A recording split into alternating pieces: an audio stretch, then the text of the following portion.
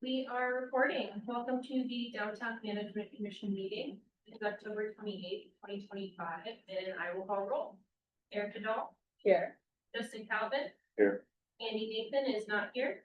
Don Poe. Here. Stephanie Freeze is not here yet. I will turn the meeting over to Chair Poe for procedural items. Thanks for everyone for the extra meetings that we're having. We have the minutes from October 6th and would anyone like to make a motion? Motion to approve those minutes for the DMC meeting. I'll second. And likewise, approval of the minutes from the all commission meeting. Do I hear a motion? I'll motion to approve the minutes for the all. I'll second. And then we have the schedule that's been proposed for meetings for all of the DMC for 2026. Likewise, we just need to approve those as best as we can at this point. Yeah. Do I hear a motion? Motion to approve those. I'll second. Way to go. Good job, Pete. And do we have any members of the public? There are no members of the public online. Great. I didn't see any consent agenda items this month. So none to really discuss. There was not. Attachments not make that. Oh, wait, there were, it's had my pages wrong. Oh. Page 42, page 41. I have one question about the outdoor pilot program as it moves to permanent. Do we know if there's any changes as it becomes permanent? Which program? The outdoor dining pilot program. Yes, there are some changes. I don't, is Regan on the call? Some of the modifications of the programming program. I actually, I'm gonna have to get back to you. Because, I don't want to speak, so we'll follow up with. Cool. I think the commission would just, it's been kind of under our purvey. We'd love to just get the 2 cents. Absolutely. Sure, and I Okay. can speak to some of the elements. First of all, there will be a sort of a short application period. It'll be a revolving application, so the pilot folks had to apply in January, get approved by spring in hopes of getting outdoor dining infrastructure installed by a certain date.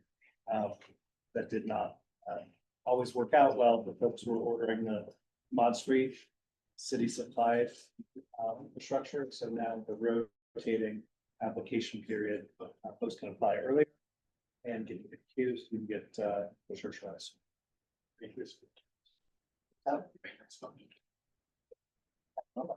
There's also a replacement fund.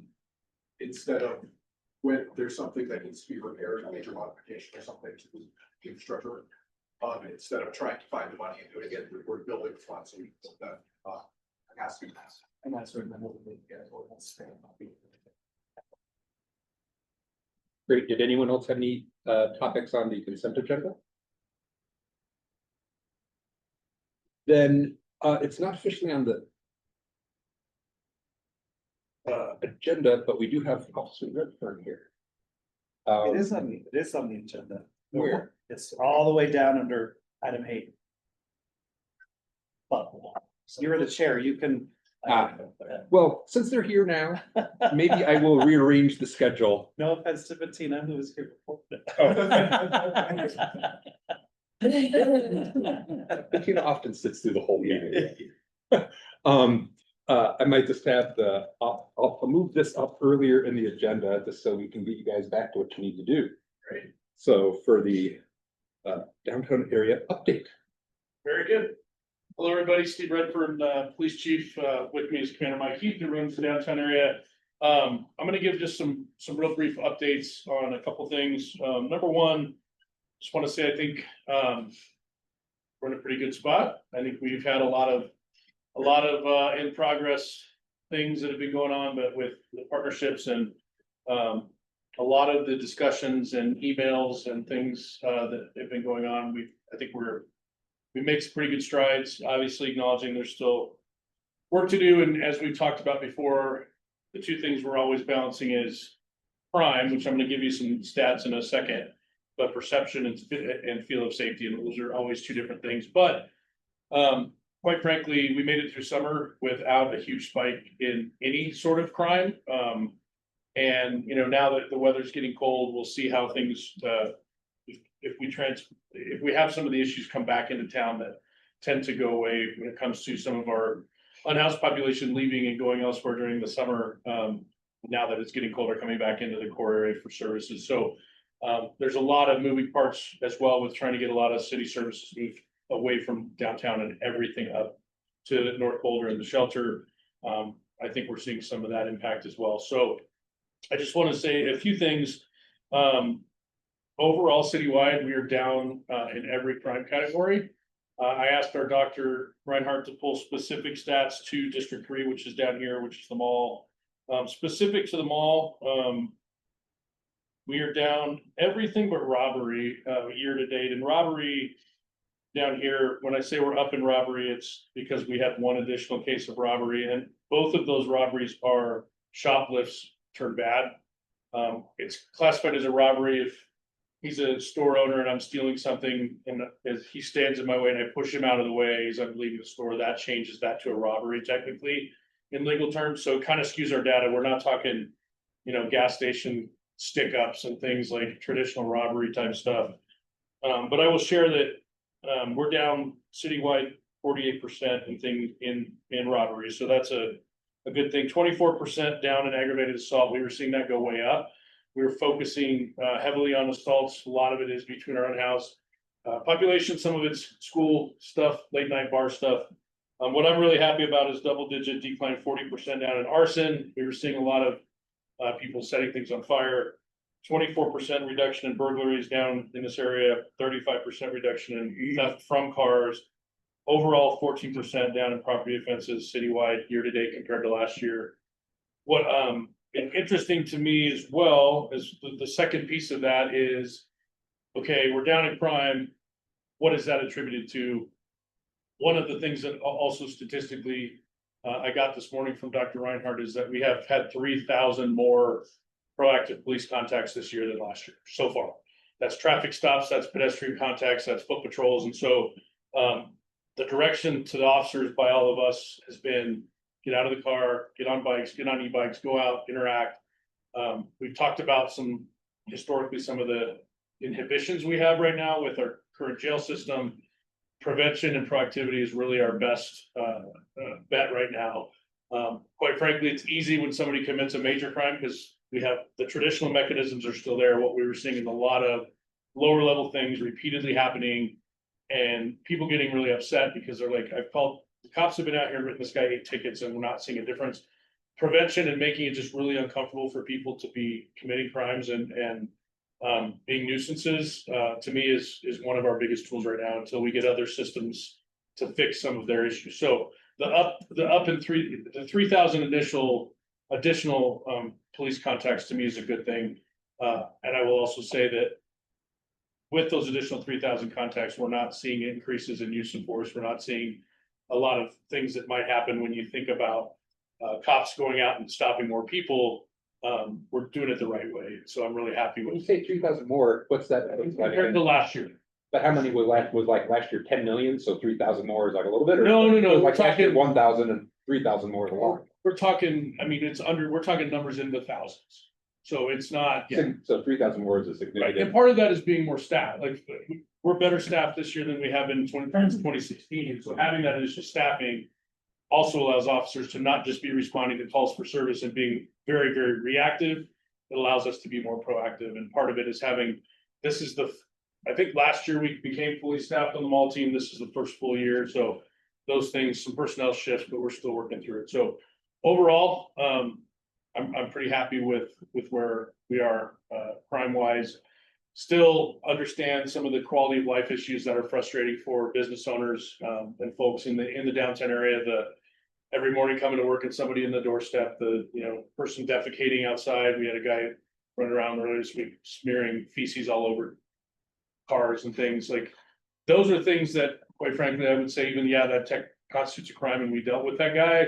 Are bigger systemic issues than what the police should be dealing with, and that's going to be just something we continue to deal with until Colorado steps up a little more with some of the things that we need more of, which is treatment and drug treatment, alcohol treatment and mental health stuff. So I think with what we have right now, we're doing a decent job. We're retaining our staff better. And so part of it is just the continued support from you all as well, and the community. It isn't lost on me when I don't hear from city council regularly with issues. It seems like for me, that sends a message that we're doing a relatively good job when the community is letting council know about any other number of things. We all know public safety keeps continuously being at the top priority when people take surveys and things, but overall, when other jurisdictions are seeing big spikes and stuff, I'm pretty happy with where we are. Other than that, no big departmental updates. Mike will talk about some some upcoming changes in personnel down here. We're just getting ready for the holiday season. We're gonna have increased patrols down here on foot. We're gonna have increased patrols down on the 29th Street Mall area where we see an increase as well as down here during the holidays of crime. It goes hand in hand, and so we just need people to keep letting us know what you're seeing in your areas. You know, we can't be everywhere, and as I've always said, like my phone is always on, email's always, I'm always responsive, so please let us know what you're seeing. We can help with as well. I know it's Halloween. I'm Yeah, sorry, that's exactly what I was Halloween doing. this weekend, Yeah. it's an extra hour too. Yep, I'll let Mike talk about that. I will actually be in Hawaii this weekend. It just happened to work out so well. that Heard it was taking a blackout day. Vacation this weekend. I don't matter when it comes to operations on the street, so I will be a little bit far away, so it's all Mike. If it goes well, if it goes well, it's definitely my responsibility. If not, it's Mike's, so it's not how that works. Exactly, yes, sir. Sir, I'll let him get in detail. I'm comfortable with the plan that we have. You know, we always run into the risk of over preparing and people go, see, you do all this and nothing happens, but we're gonna continue to probably prepare more than we think we need. So with that, we can take a couple more questions at the end if needed, but I'll let Mike talk about. I do have two other questions. Sure. Okay. I saw in the Boulder Reporting Lab that Boulder County opens a new sentencing Yeah. facility. How does that interplay with the kind of mental health issues and stuff like that, or So it'll just the be, bigger yeah. picture issues you're facing? it'll be interesting. It's actually gonna be potentially a resource drain for us because it's up by the jail. It's a county facility. We have a basically halfway house right now here on Canyon and 21st. And then there's one in Longmont. Both of those halfway houses are moving all together over there to the new facility with some alternative sentencing. The judge will now have an ability to say, I'm gonna sentence you to work release. I'm gonna sentence you to some sort of other sentence other than jail for appropriate things, and then they'll be there in that facility with getting case management and things. It should be a good, hopefully, something that will allow people to stop being recidivists and things like that. For us, it's interesting now because any new crime that happens in that facility is our responsibility, even though it's a county facility, so we're working through that. That was kind of a surprise to us, but I'm hopeful that it'll be a good thing and it'll allow one other tool for a judge for the appropriate people to give them maybe an alternative to or ease them back into the community. So it doesn't give us more beds or anything like that? It does, it frees up bed space in the jail, so potentially, you know, it frees more bed space for people who need to be in the jail. And then it allows people who actually have some potential to maybe go do work release or go do community corrections, come out and get that reintegration where hopefully they don't just come back into the system. So I think it's a positive thing for sure. We'll have to see how it turns out for us resource wise. And then my second question, with the thing, issue topics on the ballot for mental health and stuff like that, I don't know if what you're allowed to say, or if they will help in kind of the scheme of what you've been working with. Yeah, I mean, I'm not gonna get political. Just like if you asked me who to vote for council, I would tell you to just do your homework. And everybody has the issues that are important to them. I personally support smart legislation that allows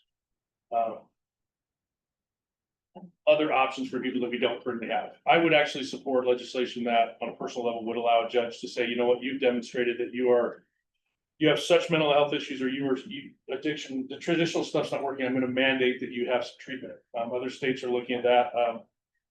What I don't support is legislation that allows us to have less resources. Because what happens on some of these pieces of legislation is, yes, there's additional services, but it gives us less options. And so there's still an effort with some legislation coming through to give to make it very, even harder to put people in jail. And there are people that need to go to jail. There's people that need disruption behavior. There's people that have demonstrated that they cannot function. And I'm talking the serious criminals that harm people that we continue to see let out on probation, parole. The majority of the violent crime that happens around Colorado, people are out on bond, a low bond, people are out on parole, probation. So I'm all for alternative ways to get people the root cause figured out, the mental health addiction stuff. I just don't want that to come at the cost of us not being able to hold the people who really need to be held accountable, if that answers your question. Just do your homework. There's a lot of, sit down and really go through it. Right. Thanks, Chief. Hi, everybody. So again, Mike Heath, I'm a commander with the police department and I oversee the mall team and a whole bunch of other stuff. So I don't want to take up too much time. Seems like every time I've been here lately, we talked about the mall sergeant. We're gonna talk about it again. We are now running a process to have the permanent sergeant put in that position. We're gonna run an interview tomorrow. The team is gonna help us. Thank you. John with Tupango is also gonna be involved in that interview process. We've got 3 really qualified candidates. One of them is Sergeant Capobianco, who has been running it as interim since we lost Sergeant Scable. So, but the other 2 are very qualified as well. So I think we'll have something in place that's gonna be, well, I know we will, something in place for our shift change in January. And then we'll give back to that permanent sergeant position. So I'm excited about that. Halloween. So that's coming right up. It is, well, thank you for pointing that out. We'll talk to you about it. So we've got a lot of resources in. We're also bringing in quite a few of our SWAT resources, negotiators to assist, emergency response team, drone, like we're gonna have well over 60 officers working on Halloween. We are probably gonna do a little bit with barricading down at the west end like we did last year. That seemed to be a great deterrent. People came down and were like, oh, everything is shut down. So it'll just be that like the tree area, the little waterfall area, so much like we did last year. We'll come down, we won't impact Munchkin Masquerade, we're not gonna impact any of the businesses, it'll be a little bit later, and then we'll have those out by the end of the night. Saturday, homecoming football game. We've got some upstaffing for there as well. So I'm very comfortable with what we have prepared for this weekend. There's no intelligence that we're receiving that we have in the past. There's gonna be a big mall crawl, everybody come down.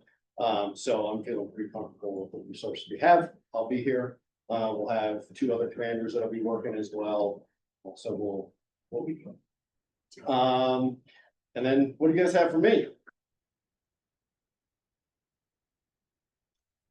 I mean, I think it's like pretty cleaned up. Bettina and I were just talking about it walking down here. I don't have a lot of complaints. Yeah, good. That's good to hear. I think our mall officers are doing a great job. We'll have a little bit of turnover we'll lose Brett's, and Stidell's been doing the drone stuff. But we've got some really good candidates for that. Once we get this mall sergeant position filled, then we'll run that process, but that'll happen at shift change. But again, we've got great candidates to fill those positions. So I think we're looking very good. I think we're gonna do a mall walk on Friday. I'll be out with the kids, maybe handing out some, no? Do you not like that, Bettina? Good. I can't come and hang out with the You kids? can absolutely come hang out. He's dressed up, look. Yeah. Yeah. It's not like I really look. Need that. We can Love to talk, see you. we can talk. So yeah, Yeah. so it's been a little while. I've been out at some training and some other things. So we haven't done that. I'd like to get back to that. And I mean, what a better day to do it and hang out with the kids, hand out some candy. So What are you gonna hand out? Stickers, full-size Snickers bars? I haven't, No, probably these stickers. The old badge stickers. for sure, for sure. Yeah. This kind of connects with maybe Bettina's thing, when it gets dark every year, lights and just people around always creates that lack of perception of safety that is not relative to crime, it's just if it's dark and you're walking alone and you see someone acting strange, it makes people like, you know, feel that they're unsafe. So I guess I wanted to get a sense of maybe just start the conversation. Sometimes there's trees that aren't lit up and then there's just like a dead block, or, you know, there's a lack of presence at certain times and it's super dark, and then that just contributes to this perception in this strip. So I don't know if this connects to the work that your team does to light up the trees and such. I just wanted to bring it up because it seems to be a topic every year Sure. when it starts to get dark early and it'll start to get cold. Yeah, and you know, like the chief said, with our continued rise in staffing and reassessing that and looking at like our neighborhood impact team, who in the past, when that was really fully staffed, had much larger presence in the Yeah. downtown area. And you know, like I said, we push those mall positions to a later time as well. I know that doesn't really cover like, you know, bar close or even kind of high time, high dinner time. Starts to cover it a little bit, but that's where, you know, boosting up our neighborhood impact team, which is what we're looking to do, can certainly help address that. What time does the mall patrol end? So our late ones end typically at 7. Okay, But that's not to say that, and we have been, and hopefully you guys have been seeing this, we have really been talking to our swing shift and our night shift commanders and sergeants and making sure that we do have more of a presence, because we always have district officers, right? yeah, So just because they're not dedicated on the bricks, doesn't mean that we don't have officers down here. And what I'm being told is they're actually getting out on foot quite a bit. And then from talking with some business owners, I've been getting that feedback as well. I can talk to the holiday lighting. Yeah. Our team has actually already started to install it. They start at the outer perimeter and then they work their way in. If you see a dead block, please let us know, because Yeah. it's certainly our intention to have as many of the blocks lit as we can. We did invest in some more lights this year, and we are gonna be doing a brighter effort with fun things on the 13th Street block over by One Boulder Plaza where the ice rink used to be. And we've also installed some other pieces, and there'll be more on the mall as well, so we recognize that. There's also been some electrical issues with the actual light poles on the mall on the 1400 block, and we were able to rectify that. And so we just, you know, we can't be everywhere at once. So if you see something that's not working, let us know. Okay. Or file with Inquirer Boulder, they're really good about fixing. and do you know when the last ambassador shift ends at night?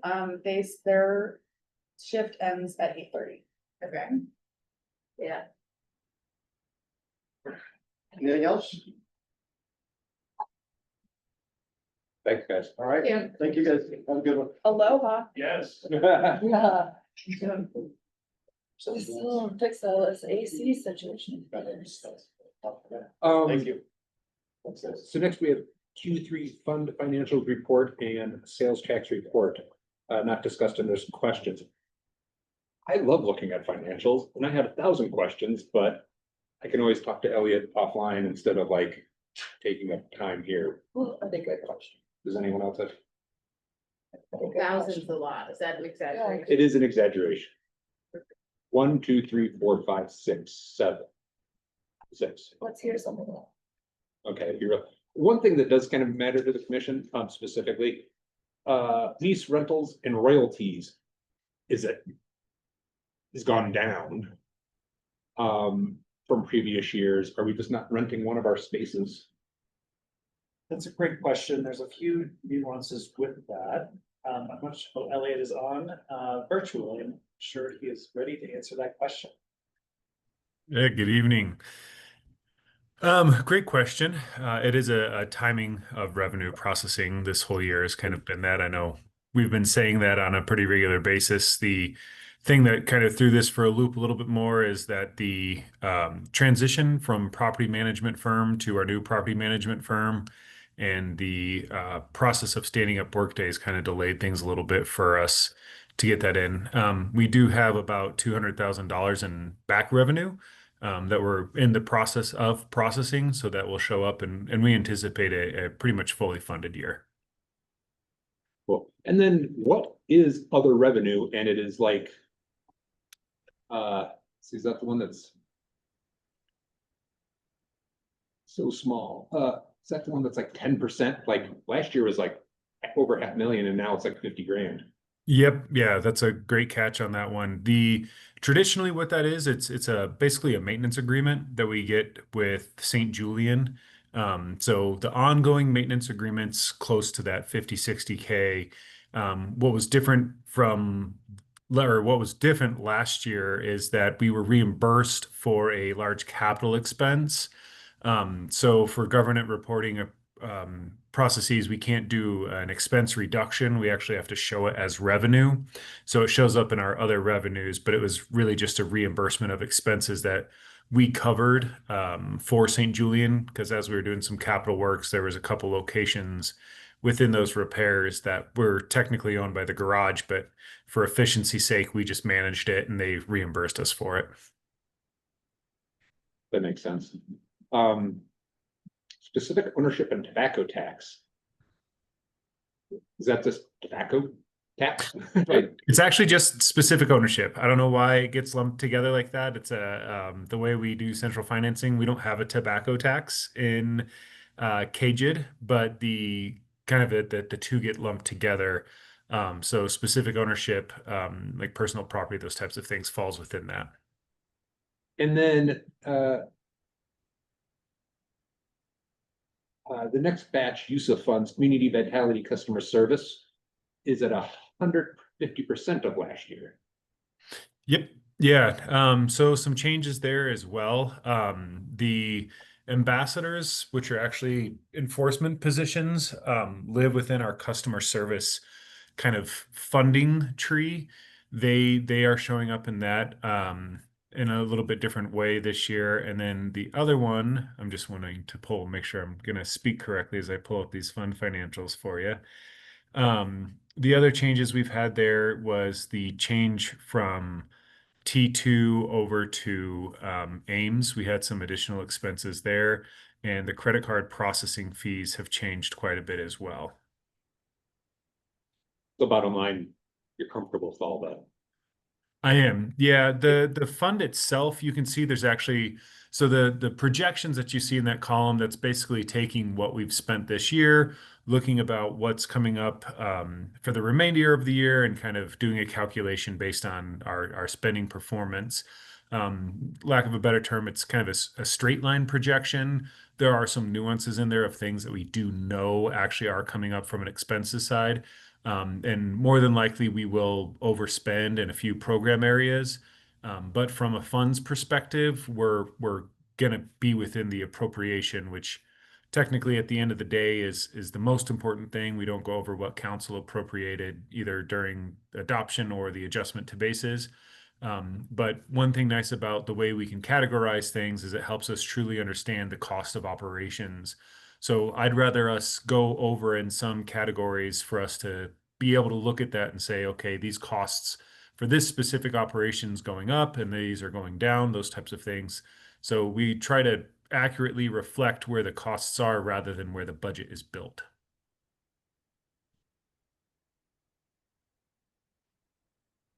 And then on sales tax, the next page. Yep. I think it's the downtown extension. 2019 had like 627, 2020 had 587, and then we're like down at 46,000. What happened? Alphas. Alphas. Yes, I'm looking over that as well for the downtown extension, because the downtown extension So they got does Liquor Mart, include. Liquor Mart. Liquor Mart closed. Yeah. And I Yeah. don't know what that's in downtown extension area. So Certificate. but the big one in that area has always been, because it's not, I mean, overall, it's not a huge portion, total for the downtown Yeah. extension anyway. And the grocery sales have always been that big. Those were my million questions. Great. Happy to entertain any more if there's any others. Big drop, 29th Street, there's tax. Yeah, so you'll kind of see in Area, these but- reports. sure. Yeah, you kind of, that narrative that's been going around about budget reductions and sales tax flattening, and you can kind of see how specific areas within the downtown, I guess, kind of geographical boundaries has changed over time, and what that means for some of the activities from a retail side are happening within these. So it's citywide, obviously, we have some impacts, but you can kind of see how that changes from geographical zone to geographical zone. Anything else? What street does downtown end? Downtown ends, I want to say, on 19th. I've included a map in the past on previous agenda packets. It did not make it into this one. I apologize. On bouldercolorado.gov, there's actually a website that'll show you all the sales tax regions. So yeah, and it's actually a nice big map in CV if you guys wanted to walk over there. I saw it the other day. And what about is like, I see east downtown, but is there no west downtown? That is technically considered, it's downtown kind of extends much larger than Pearl Street. So it's kind of that whole area, and I'm actually going to pull up the map. I can give you guys some boundaries here if that's helpful. And I can share my screen too to kind of grab this. See how many things I can open at once. See if I can actually share the right thing. So here's some of the boundaries, and I'll make this a little bit bigger as soon as this gets out of the way. Oops. So the Pearl Street Mall is just that. You can kind of see there, it's like from 11th over to 15th right there, and then around the courthouse. The downtown extension is going to be more north of, I guess, west, if you will, downtown. It includes the Broadway, Arapahoe area, the library, those types of things. Downtown itself is basically incorporated all in this light pink color. The blue in the center of that's Pearl Street. So downtown is fairly large when looking at the entire area. So it would include the west downtown. East downtown is going to be anything east of that 18th Street. So it's a very large area. But from a commercial district perspective, it doesn't incorporate a whole lot of commercial businesses. There's a lot of residential that's included in it. So when there's like a vacancy or two, it has an outsized impact on that area. Say that again, sorry. When there's like because East Downtown doesn't have that many businesses in it, when there are vacancies, it makes a big difference. Yeah, it certainly can, depending on the business, and you know, Yeah. whether or not they're doing retail sales. Yeah, I just last weekend, this is like on the topic of vacancies, which is a bit of a tangent, but not hard to, also hard to just like track if this is vacancy related or not. I know we track that separately, but it's kind of helpful to look at those next to each other if it's relevant. They're just more retail vacancies or not. I know we say there aren't, but then like I happened to be downtown and there were like 3 new vacancies that I noticed this weekend on the mall. So I know there's always an ebb and flow, but. Yep. Yeah. Hopefully with the new. That's my country spot. The curse. There's gonna be a sushi restaurant. Yeah, there's so much. That's gonna be a sushi restaurant. Oh, really? Okay, yeah. Already signed on. Great. Well, thank you, Elliot, for Thanks. joining in. Yep, Okay. absolutely. Thank you all. Placer AI report and visitation reports, and does anyone have any questions on those?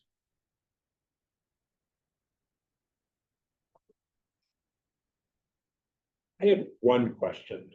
on the first page of them, it said visit frequency 3.78, 3.77. What's the unit? What is 3.78 watts?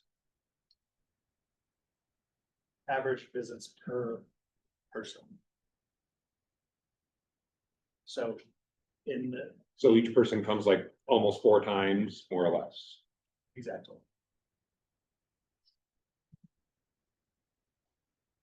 Wow. Very many more people in the 3 year, What? like in the 3 years, so many more people. So for instance, yeah, so for COVID.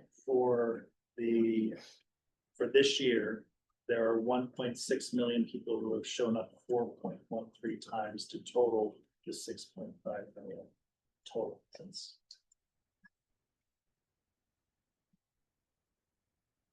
Then on the next page, with visits trends with the 3 line graphs. I assume the units on the x-axis are which week, because it's going from January 1st to September 30th. Yeah, and they don't let us toy with the scales, it's how they give it to us, and we can't really modify that. Which makes it hard to digest, I'm sure. Yeah. But those are the weeks, yes. Interesting. Anything else? Tina, I assume you get all that data too, for the visitations and stuff. We actually have pedestrian cameras that gather a different kind of data. So one of the challenges we have is trying to overlay those pedestrian counts with the placer data, and sometimes it's a little bit confusing, but more data is always better than no data, I say. Yeah, you talked about that before. Yeah. Anything else on Placer? Okay, moving on. Well, Bettina, where's yours? All right, great. Well, I know I just saw you all a couple of weeks ago, so some of this is going to be a little bit repetitive, but I did have a deck up there. Share some exciting things with you, and I actually have some things I added since this went out in your packet at the very end, based on our prior conversation. If you go to the next slide. We had a candidate forum for the city council candidates on October 9th at Newtown. That was a great event. We had about 65 people in the audience. And we had 9 of the 11 candidates, no, 10 of the 11 candidates come. So that was exciting. We did endorse the initiative that you were talking about earlier, the county mental health sales tax. And we also endorsed the CRS sales tax extension and the debt cap that the city put forward. So hopefully next week we'll be hearing some good news about those 2 political issues. On the next slide, we have some marketing updates. So our campaign for the Heart at Boulder, go to the next slide. Not sure if this will work with the audio, but this is our new spot that is now going to be running through the fall. And this is a little challenging because we had a bunch of new images that we shot with a bunch of different local models, including our own Chris Jones survey the models. And we have a lot of really great sort of late summer shots, but we also wanted to make sure we're showcasing the holidays, so you can see there. So it's okay if it. Yeah, I want to see it. Only played in the package. You're actually in. I know you were you're a model. Discover the heart I of think- Boulder at visitdowntownboulder.com. Heart of Boulder. Welcome to the Heart of Boulder, where twinkling lights and crisp evenings make every visit magical. Where cozy cafes, festive shops, and local events bring warmth to the season. And where every gift purchased, every meal shared, and every moment enjoyed supports the artists, shopkeepers, and dreamers who make Boulder, Boulder. This isn't just any downtown. This is Downtown Boulder. Discover the heart of Boulder at visitdowntownboulder.com. Didn't make the. Sorry, Chris. Sorry. Sure. But There will be other campaigns. I might be wearing this jacket. Oh, is that a Pendleton purchase? Yeah, this is a bespoke toast. Oh, gotcha. Okay, excellent. Yeah, so if you can go back to the deck. We're coming ahead on the spot. On the what? On the spot. Mhm. I know you get the count you get. At the end, you have like 2 blonde people and 2 blonde people, this diversity. I wish there was just more diversity to the spot. You know, we Looks do like the down best here. we can to showcase a wide variety of people. We're not hiring professional models, we're hiring people who work in downtown. So.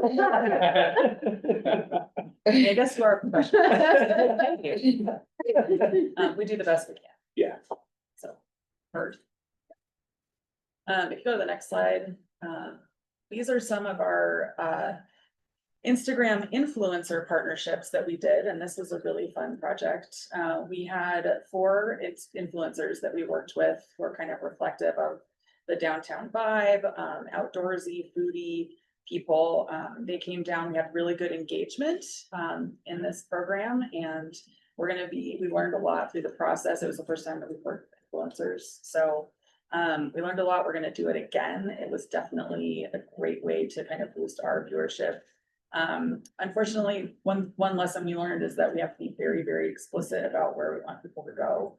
Because some of them kept going to the same places, but some of them are iconic, right? Like the tea house, they're gonna go there. Yeah. But we really wanted them to go and follow our strict itinerary, and some of them like didn't follow the instructions, so.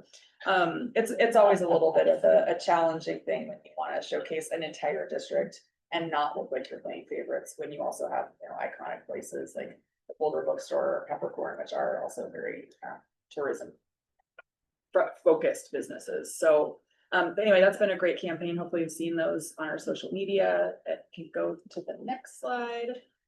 This is just a little bit about our ongoing media campaign. You can see it's pretty tiny here. Hopefully it was a little easier for you to read in the packet. We've got meta ads, we've got our bus backs, we've got cable TV showing the spot that I just showed you. And then we're also doing pieces on traffic radio. So we found that's actually a really, really high listenership as people listen to the traffic report when they're commuting. So we've got some spots on that. That's been a really good use of radio media. I was interested in switching from connected to cable and at this time. Like all summer it was connected, and then for the, You know, I'd have to talk to our media buyers about that. I don't have that level of granularity. I like the bus advertisements. is connected, like, do you know if connected is like Netflix's and the things that like do pay on streaming versus? I'm not sure what that is. I don't really, I'm sorry, I don't have that information. I can follow up with you if you'd like. Yep. If you go on the next slide. This is some of our digital impressions. So you can see in just that this time period of essentially the summertime from May through early October, we have 2 million impressions. And that's just been really great on some of our TV campaigns. Also our podcast ads are doing well as well. On the next slide. You know how that compares to previous, sorry, I keep firing questions. How does that compare to past? Like, I think, like, were they hired before? I'm sorry, Dawn, I don't. I know we always, information. they're always, because I said I'm on the marketing committee and Explore Communications, who's the firm that we use there, they always say that we perform above that, like way above average at most of like national averages and everything. Like, they're always really impressed by our click-through rates. So don't worry.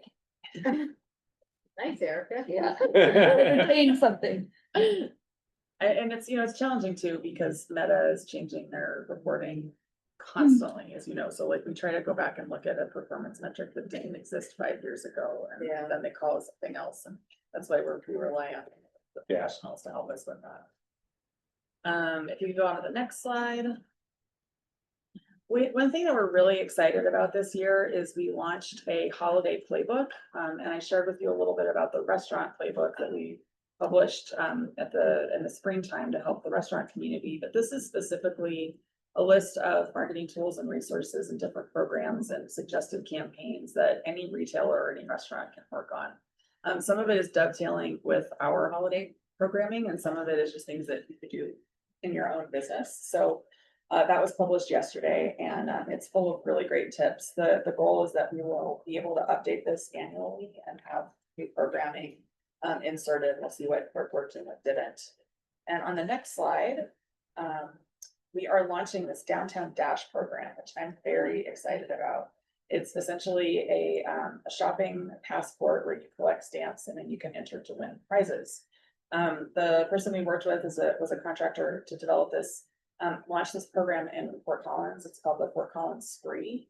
And they've been doing this for many years and it has just an incredible economic impact. They're able to track how many dollars are actually spent because they are collecting these cards that are then turned in for really fun prizes that either come from the businesses donating different gift cards and then do a big package giveaway at the end of the time. So this is super exciting. It's the first year we're doing this and it will definitely be iterative. So we know with promotions like this, it might take a while to catch on.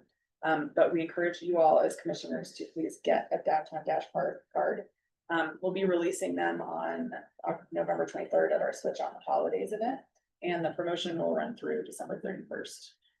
At the marketing committee, which Erica serves on, we also discussed the possibility of, if it is successful, this is something that we might be able to expand during non-holiday times of the year. Maybe we'll need to boost retail shopping, just kind of gamifying this idea of shopping local and supporting downtown.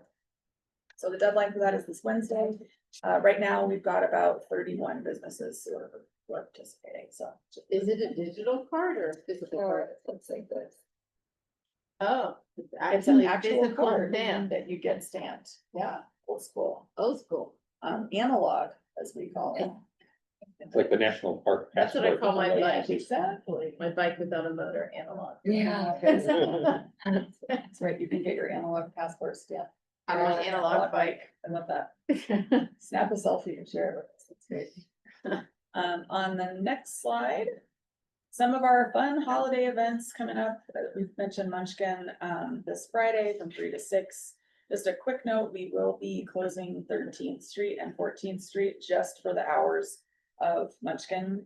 We're not going to be towing cars or anything like that, but just to mitigate some of the littles who are crossing the street. We don't want to have any accidents, and sometimes people get upset. So for safety reasons, we will be closing the street. Our Switch on the Holidays event, we have reimagined.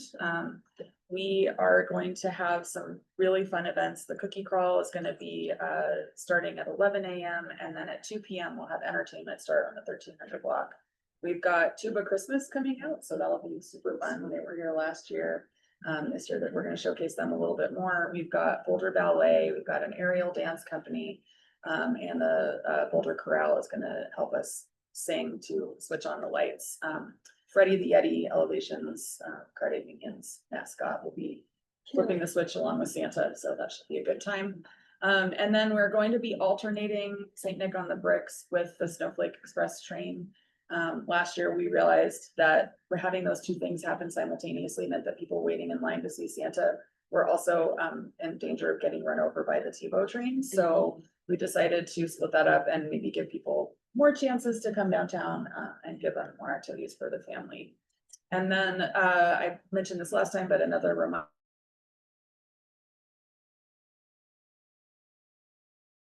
Moved it a week later this year. So we're not in competition with Denver Parade. The older folks who go to that might come to this instead. And maybe some folks in Denver might want to come and see our hometown parade. We have 58 different floats. So it'll be a great time because who doesn't love a parade? And then, The AR thing isn't this year, right? you know, we just didn't see the performance. It's on really that. expensive. It was expensive and we didn't see the engagement that we were interested in. So we've restructured this and we're investing in the Dash, the Dash card and yeah, just kind of, we're trying to saturate more weekends rather than do like Breezy Fest events and things like that. And give people longer time to shop. So this switch on the holidays, like all the music is between 2 to 7? Yes, and the Okay. actual switch on will happen at 5. Okay. Yeah, the Tuba Christmas, I was just happened to be in the mall last year and I was like, this is so cool. Why didn't I know about this before? That was definitely a highlight. It's so cool. You guys been? It was, I think they It's have like, 70 or 80 tuba players. like right in I mean, front of That's the- really cool.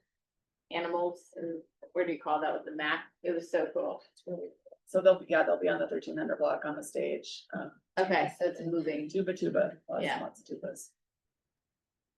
If we can go to the next slide, I did want to share with you, we did a couple of surveys for some of the external event producers. That we had talked about at our last meeting, so just sharing some of the comments we got from our business community. The Roots Music Festival, I don't know if you all went, but it was an absolute smash success. Just really, really, really overall so well received. The vibe was immaculate. The bands were interesting. Showcased different venues, different retail spaces, restaurants. It was very, very, very successful. So excited to see that inserted into the kind of complement of events that were offered downtown. And I know this is really small, but you know, somebody said we had great business that weekend, one of the top 5 days of the year so far. Good amount of foot traffic. It was a perfect mess, meaning with the festival, the No Kings March, John Summit, and World Singing Day, the weekend was amazing for business. Yeah, we felt it was a win, high positive impact. It was great, really, really good. We also got a survey about, we sent a survey out about Boulderthon, which I know had maybe a little bit less of a positive overall feeling. We are, of course, in favor of that event. But if you go to the next slide, we got more mixed responses, I would say, about this, primarily about road closures and some of the timing and communication. But I know the commission had sort of asked about whether we were listening to how these events have been received in the community, and we do. So we shared these with Justin Greenstein, the city events coordinator, and we've also shared it with the event producers so they can understand. They might be a little more open to share with us on an anonymous level than they would through a directed feedback from them. So that's just a little bit of snippet of information for that. And then finally, if you can go to the next slide, we are super excited that we have officially announced the logo for the Pearl Street Mall 50th anniversary. So big thanks to our partners at the City of Boulder, the Parks and Recreation Department took the lead on this and hired Rios design firm, who have offices in Boulder and have been doing the work on the civic area engagement. And they were so thoughtful, and I just think this is an absolutely lovely homage to so many years of businesses. Essentially the typography, each of the letters in the logo represents a different business. And of course, you know, we couldn't include all of businesses, and so some people might have some hurt feelings that they weren't included, but it really was about these kind of iconic fonts that you might be able to see.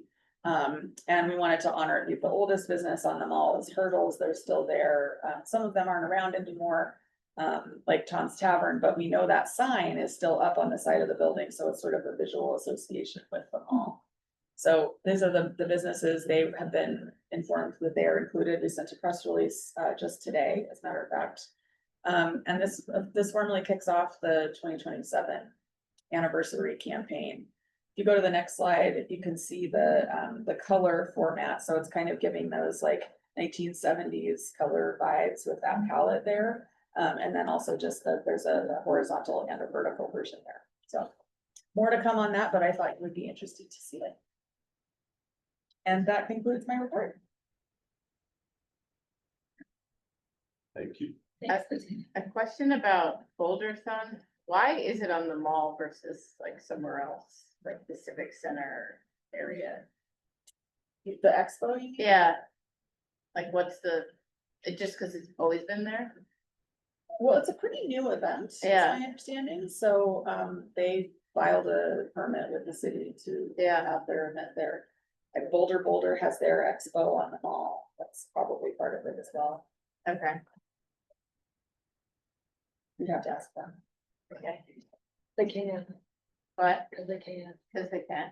Yeah, it's interesting. It's the more of the sporting events where like people are clearly not going to shop.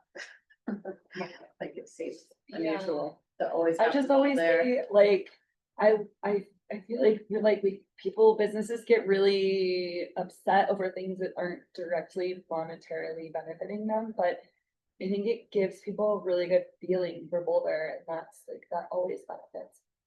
You Yeah. know, like, and there were a lot of people picking up cause it was Sunday, right? There were like Friday and Saturday, there were so many people picking up their goodie bags to get their numbers, and I thought that was really nice, cause it's like, They come more than once. yeah, and it's a pretty quick errand, but if you're already down there and you've already parked, like, I don't know. Yeah. But I'm not in the like mess of it, so maybe that's. But Oh, actually, I just had one other thing if I could mention very quickly. You're talking a little bit about sort of the vacancy issues Yeah. and some of the residual impacts that can have. Just a sort of little fun thing to know about is there's a new business that's gonna be opening. It's a Swedish glove company called Hestra, and they're opening on a 1200 block, 1100 block. And we heard from their CEO today, this is their only North American store. It is their flagship, and they're so totally excited about it. So it's just really nice to hear from, international brands that they see the value of being here, and they're so excited to be a part of this. So yeah, they're taking the Jackalope space. I know those gloves, yeah. I think, oh, the Jackalope. Yeah, I think that the, like, balance between the, the big sports businesses wanting to all have stores here, because now this is a place where everyone has a flagship store, versus the small businesses is an interesting dynamic. Seems like we've just become this destination for sports stores, even more so. Rodeo Drive. Rodeo Drive after here. we have, but we still maintained a number of our small locally owned businesses. Yes. That still is the majority of the system. Anyway, thanks. Thanks, Bettina, for Thanks, your Bettina. report. I appreciate it. Matters from staff, parking pricing update. Great, I'll hand it directly over to Sam, and I might suggest that we put the letter to city council last on matters, because we've got a couple items folks here to talk about. It's Sam in the lead, so Sam, over to you. Just,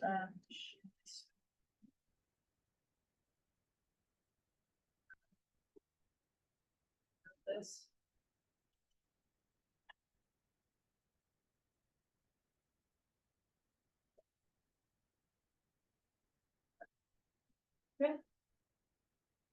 Great, well, some of this is probably not going to be new to you, because some of it, I believe Christine presented last week, but I just wanted to give like a comprehensive overview on pricing changes that are gonna be happening downtown for parking starting in 2026.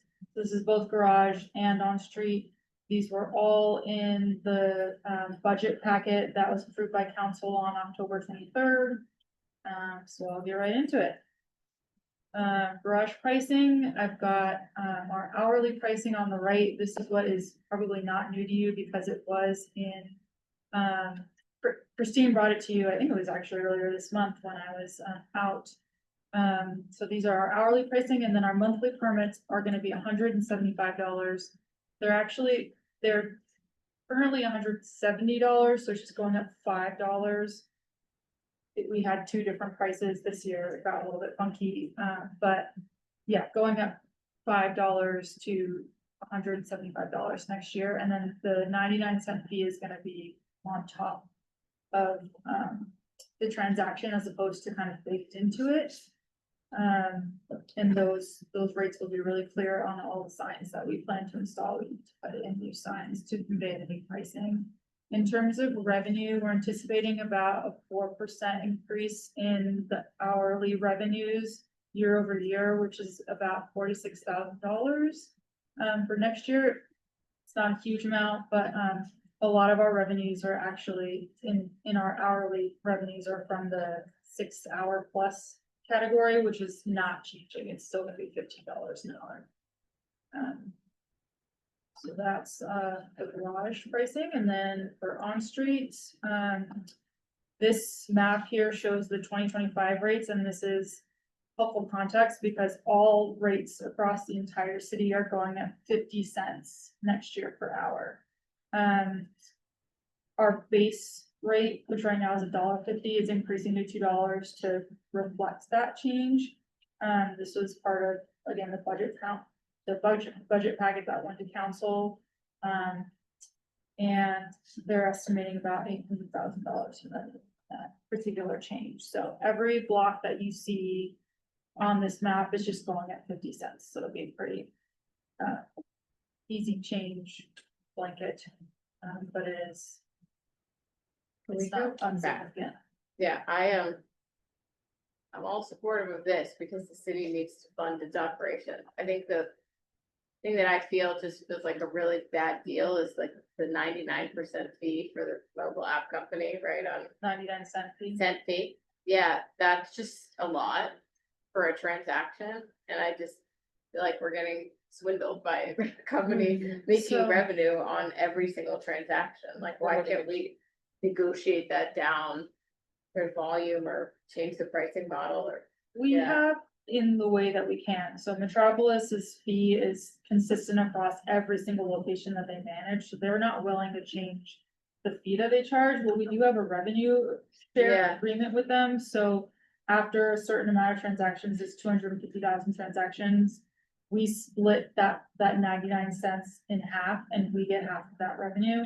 So that was the way that we sort of negotiated it, not down to the Parkers, but trying to recuperate some of that revenue. At 250, how many do we have like in a year? 251 or like? No, it's, I think we were like, I have to go back to like the original work that we were doing to kind of like budget for this, but I think it's closer to like 500,000 transactions a year. I could be off And- base. So our previous vendor, we had the gates. Yeah, Gate, We didn't charge necessarily, we had to pay them a significant amount of money, less than what these folks are making off the transaction fee. It was just okay, embedded in the fee, so you didn't see it. So there's always going to be a cost with a system operating in our garages. This one, it's just really clear, the amount that is being charged directly to the customer. And Metropolis at this point, they bought out SP Plus, they're the largest parking operator, in North America. And also there's no fee to install too, as you recall. Right. Well, Yeah, I'd be I- happy to install. Yeah. no, I obviously that is, it's different when parking fees, but it appears like it's going very overtly to a mobile app company versus like, through an app versus like two cities funding its operations, and the perception of that is just more obvious. That the cost and like, it isn't $3, it's $4. So that's the part where I feel like, I know it's not false advertising technically, but it's $3 plus $1 equals $4. It worries me a little bit, like when you say And will it $3 to say- park, but it's actually $4. Like when you say the pricing, where will you see where will people see the pricing? So we have signs at the entrances of the garages. We're gonna actually install them at the exits too, so people can see Yeah. them before they leave, but it'll look pretty similar to what this table shows. The 99-cent fee will be very clearly on the bottom, like all transactions include a 99-cent. I just feel like it should be $4 and not $3 then, like If I recall, there was, this was mentioned in a previous meeting. That even if we advertise it as $4. The price breakdown is $3 as one charge and 99 cents as another charge, and people were surprised by the additional charge, even though it was baked into the pricing that we advertised. They were Why are we? frustrated with the It felt like they were breakdown. paying that dollar even though they really weren't paying the Right. dollar. So- Now they are paying the dollar. Not much is changing, except we're letting them know upfront it's that 99 But it's cent the fee. $3 thing is not, the 3 for 3 for 3 is not, it's 3 to 3 for 4. well, if we're advertising it on a billboard that says it's $3 and then it's $3 plus a 99-cent transaction fee, that's $4. I guess I don't. No, and thank you, Justin, for pointing that out, because that's exactly what was happening last year. So last year, we were charging our sign said it was $3, but in reality, when they would go into park and they would get their receipt, it would be $2.01 plus a 99-cent fee. And so all the time we were getting complaints from folks who felt like there was hidden fees because we weren't advertising the fees as separate.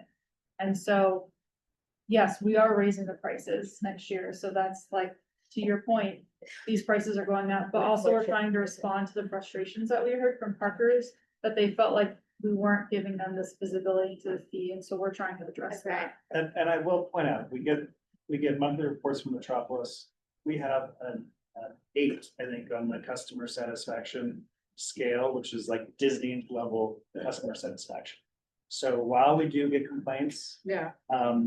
when you look at our pricing compared to garage pricing in Denver, and our operation as far as customer satisfaction, we are doing a fantastic job.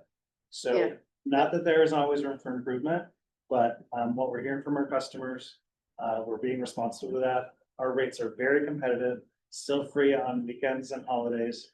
I think that the changes are intended to make it a little bit more user friendly. One of the weird things was first hour was one rate, and then we had a different rate for the second through fifth hours, which was confusing for folks. And so this will certainly streamline the understanding of the pricing. The 99-cent fee, as long as we want to have this gateless system, Metropolis is the only game in town that operates a post-payment system like this. Yeah. So our CU right now, they have gateless systems. You have to guess how much time you're gonna use the garage before you pay. And you have to go to the machine and pay for it, Yeah. and then if you go over time, you're getting a ticket.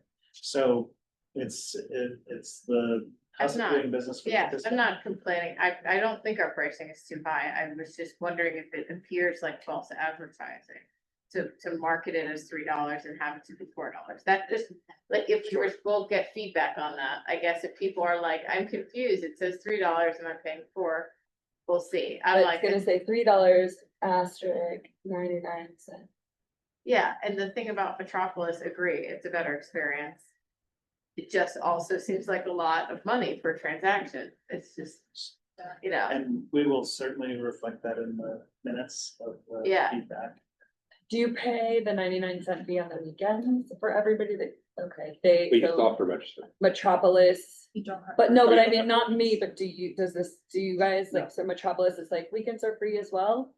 Ooh, Yeah, and, it is, that is unique for Metropolis. They're not used to working with municipalities. They work with a lot of for-profit Huh. businesses, so there was a lot of work that went into the negotiations, with them, and, I think that we're pretty pleased with the outcome of those negotiations. I think there is opportunity to renegotiate the contract, potentially as soon as next year, given all that's gonna change in Sundance, so we're happy to take feedback and help that.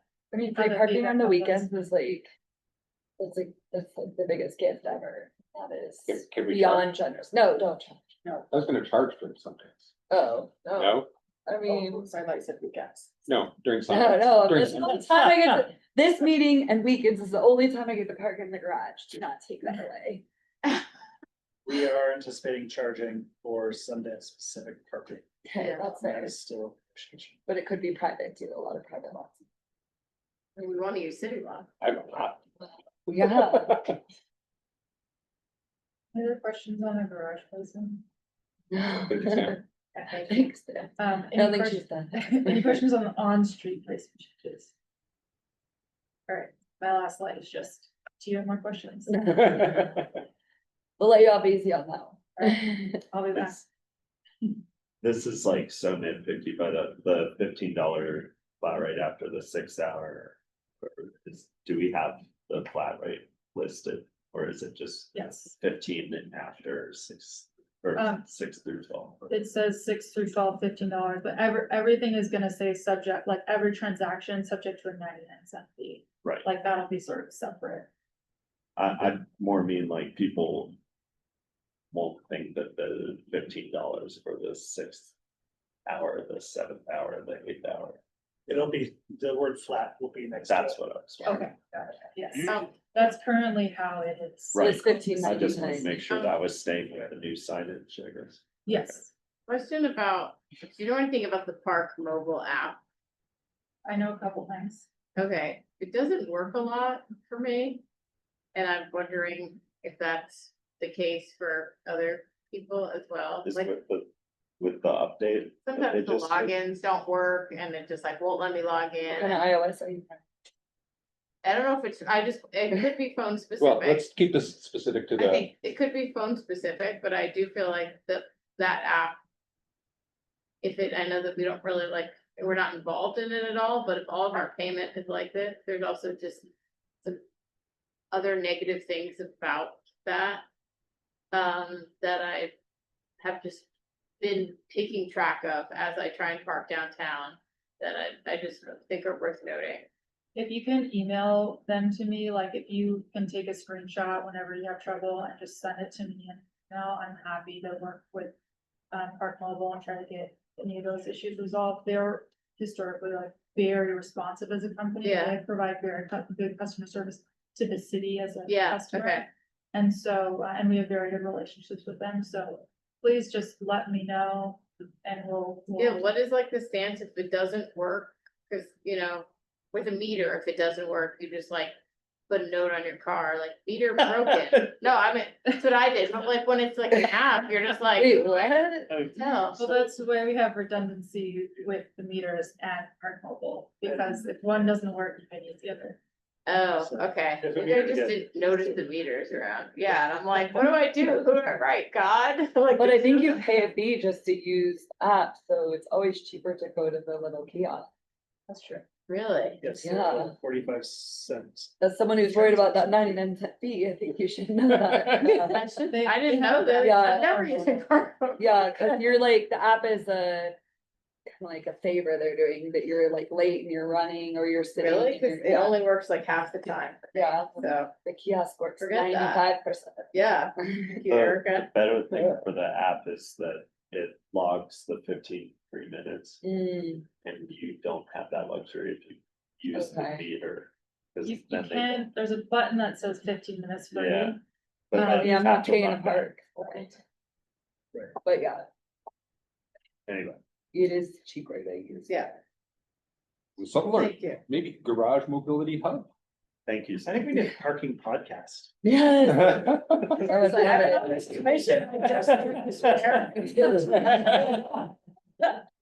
At the end of my 5-year term, and I just learned this. Cause I went to pay for parking once to go to a meeting and I was like, nope, I'm risky. I also have not gotten a lot of tickets. We should maybe. I'm 70s. Those supposed to be really nice notes. You put like a $5 bill. Yeah. I'm just gonna. Hey, Sam, this isn't working. Sam said it's okay. Enforcement team will be happy to give an extra ticket. Keep moving on, can we go to garage mobility hub? Or, okay, are we going next? Kelly, do you wanna share your screen or? Will be nice. I'll give a brief introduction, so, I know. Some of you hopefully remember when we announced that we were fortunate enough to win a grant from Dr. Cog, for $250,000 to work on concept plans to convert our downtown garages into multi-functional mobility hubs that serve more folks than just those who want to come bring their private vehicle and storage garages. And so we've finally kicked off the project, just in time for there to be a whole lot of uncertainty about the future of our department and our work. And so I just want to caveat this whole conversation with, there is a lot of uncertainty about the future of some of these things. However, we're going to keep plowing on ahead because we think this is really important work to do. We're really excited about the possibility of these concept plans. And so with me today are a couple different folks, from Dr. Cog, who is the Denver Regional Council of Governments, who's sponsoring the project, and then the consultant that we've ultimately chosen to lead forward this work, which is Fair and Peers. We've got Kaylee here in person, and then we've got a couple folks who are calling in. I believe Jason he's our other Fair and Peers representative. So they're gonna take over this presentation, but yeah, we're really excited about this collaboration, and we're hoping for the best. Thank you all so much for having me. Excited to introduce the project and kind of talk about where it stands now and the project plan and the scope. Also wanted to leave a couple minutes for discussion with all of you to get your input on what you'd like to see out of the project. Any concerns, any things we should be thinking about as we get things off. And then we'll talk briefly about next steps. So Sam already gave a little introduction, but this is project management team. So Sam from Cindy Boulder side, staff from Dr. Cog, and then Jason and I are from the Fair and Fears Transportation Consulting team. So we'll be looking to design and do community engagement and get these mobility hubs planned. And then we're also going to have help from EPS and MIG.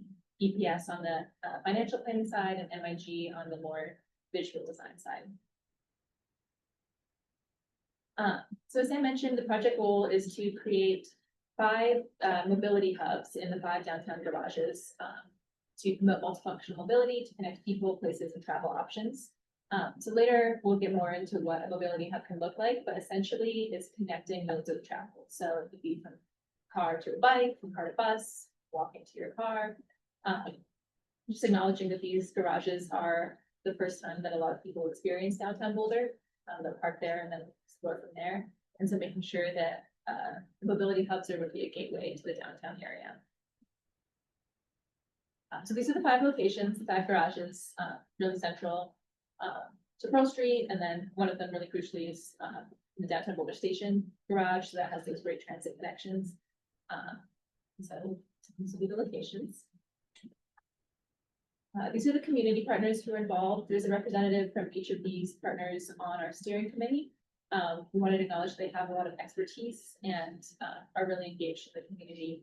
And that's really crucial. And they'll also be really helpful with implementation. So helping to spread the word, get community input, and get buy-in and help to make these mobility hubs a reality.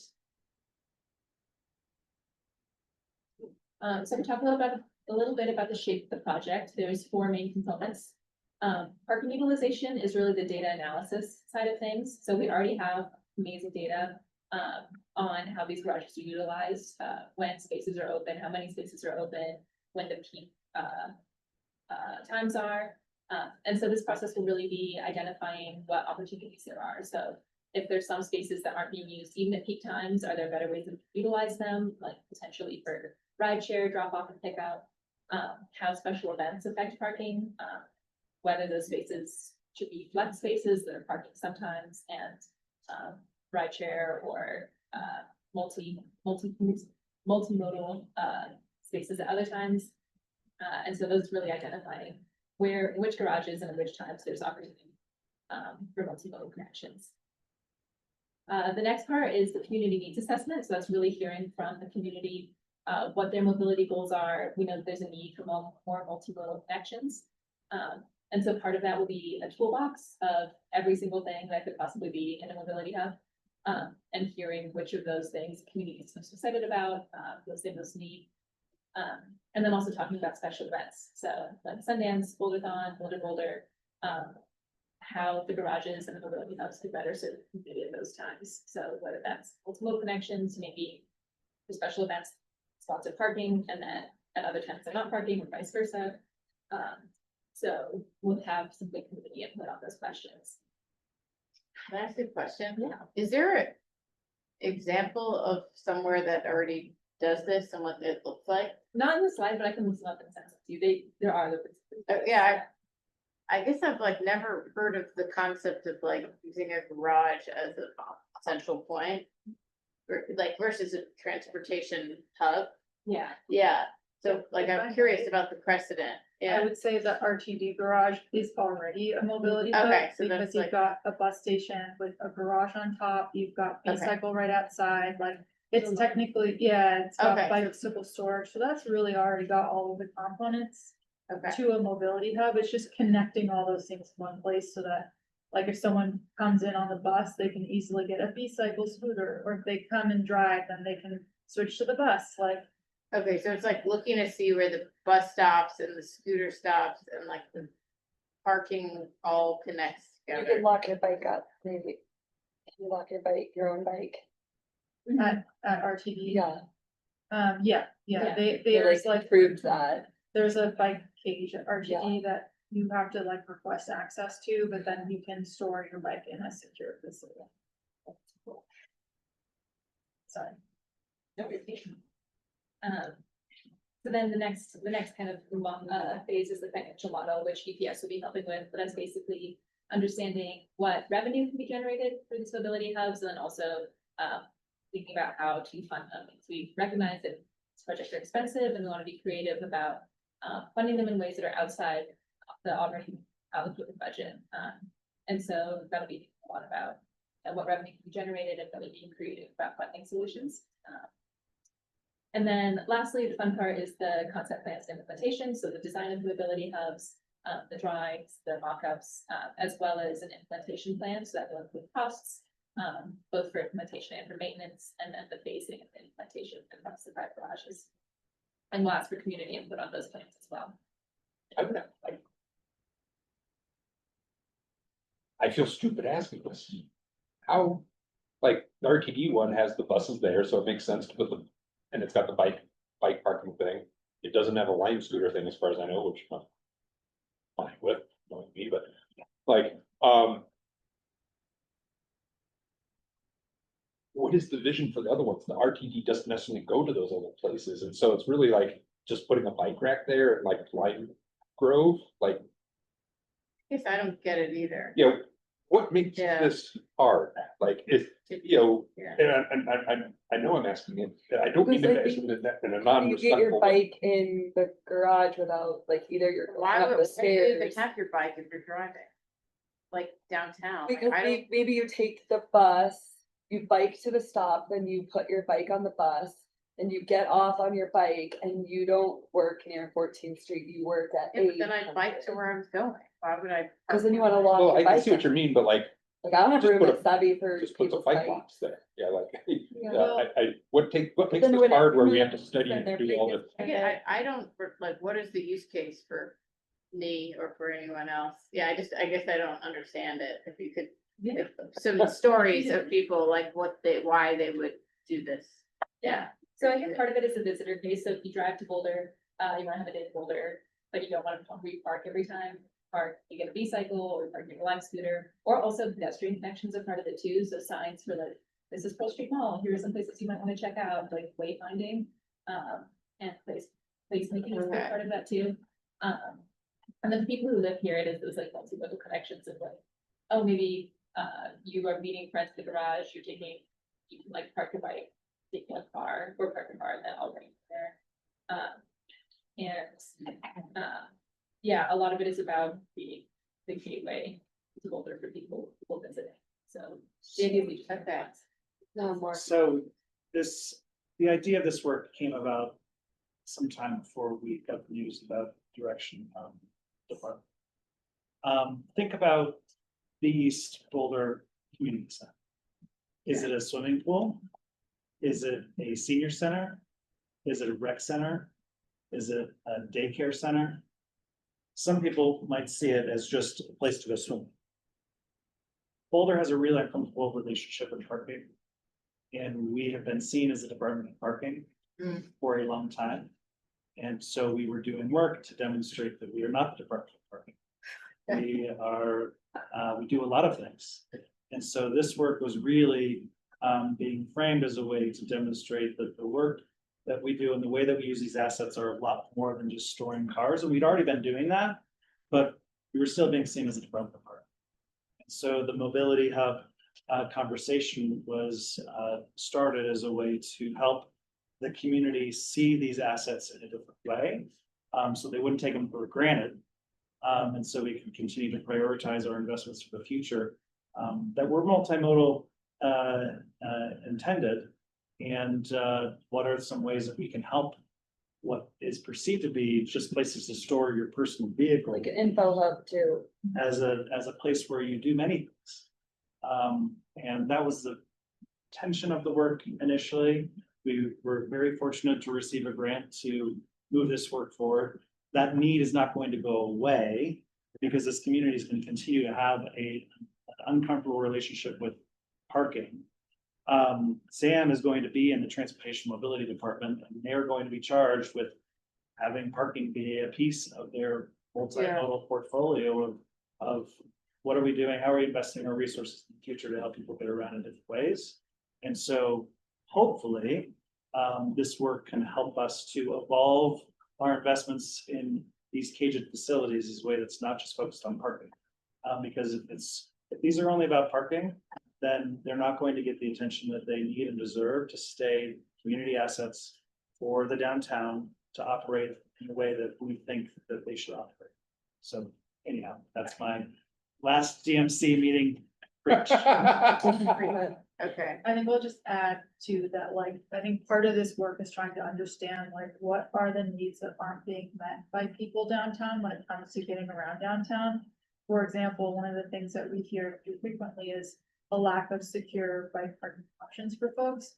And so this is an opportunity for us to say, what needs aren't being met? A mobility hub doesn't just have to mean bike parking. A mobility hub can mean, for example, Visit Boulder suggested. We hear a lot from folks that they don't have a secure place to store their luggage if they're coming in to the bus for a day. Could that be part of a mobility hub? Or, you know, the example of our ride shares, Uber and Lyft. If they need a place to, like, you know, rest between like a drop off and a pickup, they need a place to go. Could that be part of this mobility hub? So it can be a lot of different things. That's not just like your standard bus, bike, you know, pedestrian. It's just how do we like build the need? How do we meet more needs of the folks that are coming to and around? So we do need some creative discovery, because on one hand, it's just like, yeah, put some bike racks in, but it is a bigger picture thing where we do need to dig deeper to see like, what's the. I think the stories of those needs help, because like, I don't understand why you would just walk after you park. Like, why would you bike after you park? Like, it just feels like I either bike and park right where I need to go, and I'm not afraid to lock my bike in Boulder. Well, my brother drives his car down from Netherland, and then they use other modes once they're here. So they're Like out thousands. downtown, they don't walk. And are you working That's what with, because yeah. we've heard about some of these like ride share spots that they can so that you're not like in the middle of Broadway catching an Uber. Are you like kind of part of that too? Well, like a separate project or like just? Well, filling I'm that not. need? It's part of the consideration. It's Okay, like, cause you know, yeah, you know, like we when you go did- to the airport now, you go to a specific area, if Right. the airport's smart enough, instead of everyone being like, cause it would be nice if everybody could kind of say, Mhm. here's where you catch an Uber or a Lyft. So that you're not trying to be like, Okay. here's where we are, and then you're in the middle of Broadway and everyone's going around this Lyft driver who's just trying to make some money and these people are just trying to, so. Yeah, Yeah, like, cause that would be cool too, to have a designated, okay. Yeah, and So, but in the future. Sam's joining the team that does the curbside Okay. management, like you're talking Okay. about, as Okay. well as the hop bus. Okay. It's not operated by RTD, it's operated, or it is routed by our team. That Yeah, does and touch all so, of the garages as well. Right, and Yeah. like the And stuff we're we in were the- talking about last time too, with just having more information in the garages. yeah, wayfinding These are gonna in be the great garages, garages. if we are, They're gonna be it. if we're able to time things properly, in theory, if it's discovered that we need secure bike parking with some place to plug in your electric bike, blah, blah, blah, blah, we can Right. build some of that into the garages with the CMGC work that or the garage restoration work that we've been doing, so not possible to do it until we have like a comprehensive idea of what it would look like. But a large part of it too is just like that experience, that arrival experience, to be able to celebrate that experience and make it really special and then connect people. Not only with the special places in Boulder and downtown, but like with the modes of getting to those places. So there's definitely gonna be an emphasis on kind of the entire experience and what it looks like, what it feels like. Yeah, I'm not being critical, it's like, it's not the primary experience, the primary use case, these are like. Well, everyone's use case for them, it is their primary, so let's maybe just, so we can get out of here in time, let's get back to Kaylee. Okay. These are good questions, and I'm glad Yeah, that we got this conversation, and this kind of along the lines of what we were talking about, so what does it look like, what they include? A lot of it we talked about, like you said, the primary purpose is parking, but bike hubs, and that doesn't have to just be bike parking, but also e-bike charging, bike and scooter share. Like you were talking about the ride share pickup and drop off zones, to have that be a designated spot. Electric vehicle charging, not just for cars, but also for electric micromobility. Pedestrian improvements, transit amenities, this would even include like private like retail, not retail, but like little kiosks, like there's many different things that are available. Like the menu. So that's more on the infrastructure side, and then the placemaking is more about that gateway experience. So wayfinding signage for pedestrians and cyclists. Lighting to help the garages feel safer, and more welcoming, friendly places, whether you're coming in or leaving. Art installations and cultural elements to make that feel more like you're having the downtown Boulder experience. Similarly, placemaking the public space, and seating to make it like you sit and wait for your Uber or Lyft, instead of like meet people, and have it be kind of a hub within the garage. So this is the original project schedule. As Sam said, there's a lot of uncertainty right now, so this is all subject to change. But you can see how each phase will build on the last one. And culminate in those final design concept plans.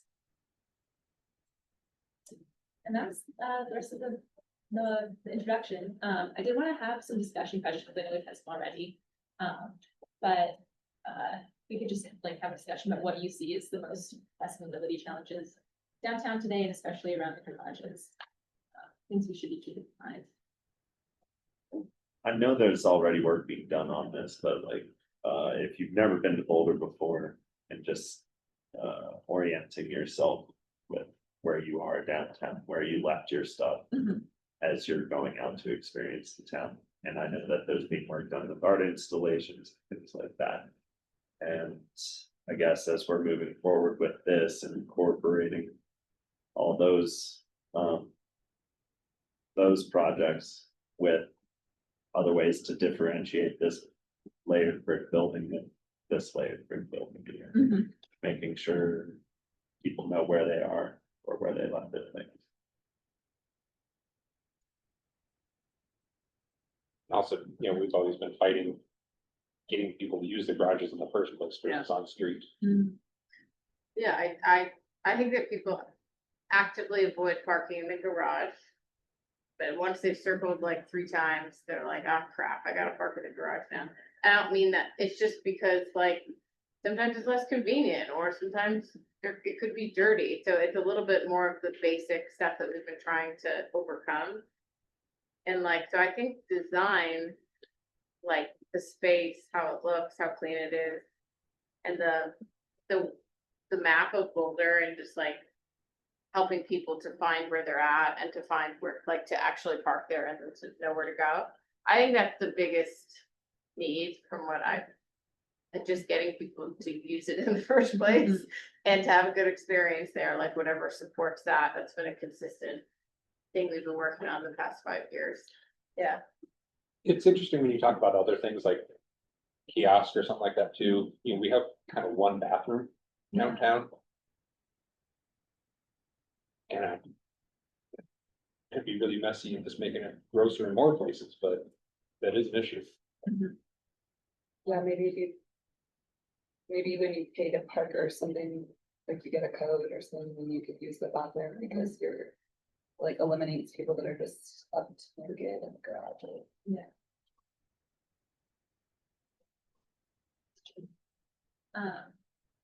I guess it kind of goes to the utilization question of getting people to use the garage in the first place, but what do you think would make this a successful project?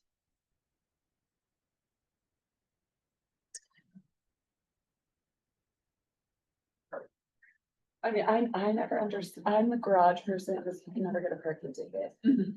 But I know, I've just heard from outside sources and these meetings that I guess people don't like garages.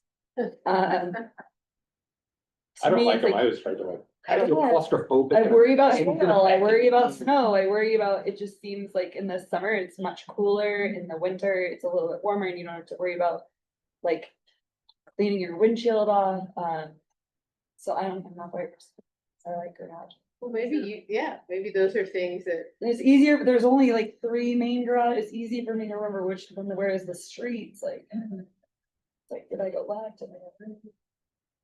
But I mean, I do, there is a sense of joy when you're like, is that a spot? Like, you're just like, no way, you know? Especially if you see someone pulling out, you're like, and they just parked there, so you know it's really a spot, like. It specifically with this, if there's opportunity to make it seem lively, even if it's stagnant. And I think about, there's a garage in downtown Denver, I think it's privately owned, it's called the Music Garage. Yeah, And it plays music when you're in there, every floor is a different color, and it's kind of the only place I've parked downtown, just, cause I know exactly where it is. I parked there once by accident, I remember it. And, but it also had that energy of just like, it wasn't a silent, who's lurking around the corner experience, you know, it's, music was playing, it was enclosed as you're descending. I think you even wonder, like, why is it called the Music Garage? Like, I was like, what? And then, It's just mostly the artwork. no, I know, but it was Yeah. cool. Then it made me curious, It's like, got a brand to it. Making Yeah. it like memorable and like, Yeah. yeah, Right, so good example. if there's opportunity for that paired with like the work we've already got going in with the arts and the improvements, just to like make each one a personality, I think that's gonna Make them distinctive, that makes sense too. make it distinctive and make it memorable. Maybe people did it once and then the next time they come here a year later, they know exactly where they're. 5 garages, 5 senses. Feel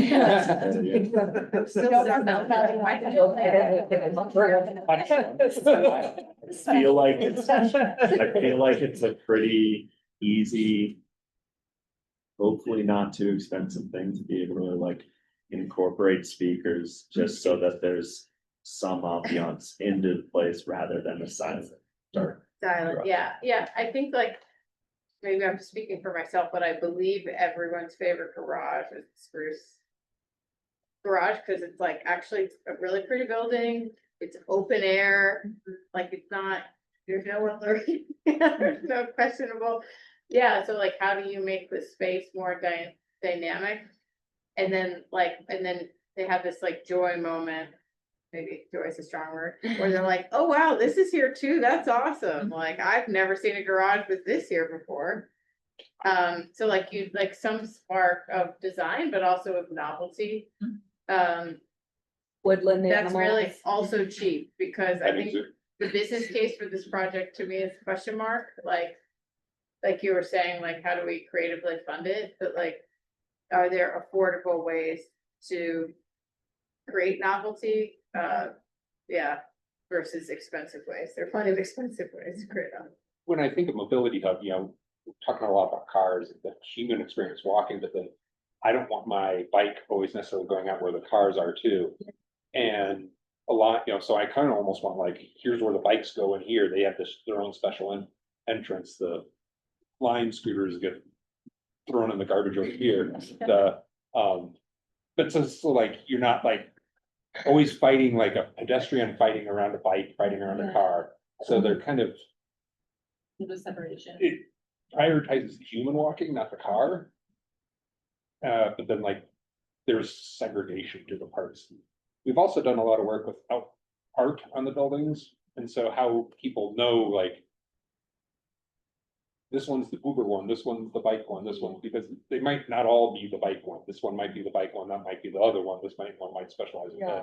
this. So how to like make it like, play that up into the brand and the exterior, so you like, remember like. This is one I'd go to for this crap. Giant bike mural, Mhm. that's where you put the bikes. So all great ideas. Yeah, cause Spruce Lot and Walnut Lot don't know, they're so close to each other that they could maybe be smart. Cause even like, you have to actually drive by the Walnut entrance after you leave the Spruce. So it's kind of like, So you're saying to make them more distinct? Yeah. Yeah. or they don't maybe have to both offer the same thing. Yeah. They could maybe focus better on each doing something better than the other, because they're pretty much on the same. There's no way to like avoid, Yeah, 4 or 5 of them are on that loop. yeah. So is this quick question of the 5, like, Yeah. doing for 5 is a lot more expensive than doing for 1 or 2? What's the thought there about? Yeah, the thought is to incorporate this as much as we can with the existing maintenance schedules of like, I know those. They prioritize one at a time for investments, Okay, and so making sure that we're in line with this. Well, we did get a grant, right? So. The grant is for the concept The plans, research. but not Okay. actually for the implementation, but part of the, like, the ultimate product of this work is going to be like a series of recommendations that are stepped up and like, we'll have like, here's like the low cost options, here's the mid cost options, here's Okay. the high cost options.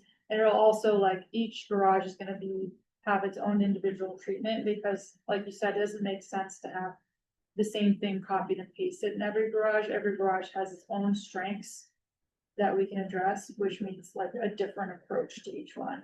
So we need 3 health points. That's not bad for the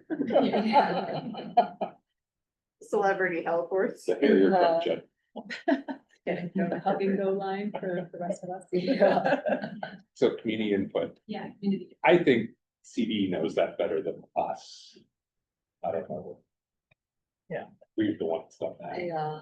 I would talk to the businesses immediately surrounding the garages, just because they're probably more people that receive questions, maybe Mhm. more than respond to a survey.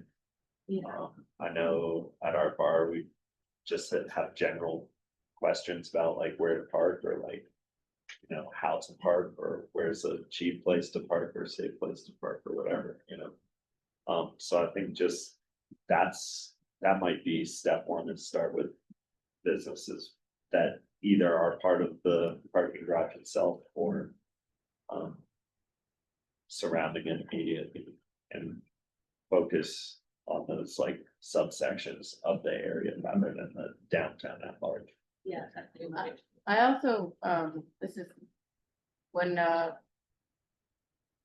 Alley Roads, who's like this parks, the way that they got community input in the civic center was like so cool.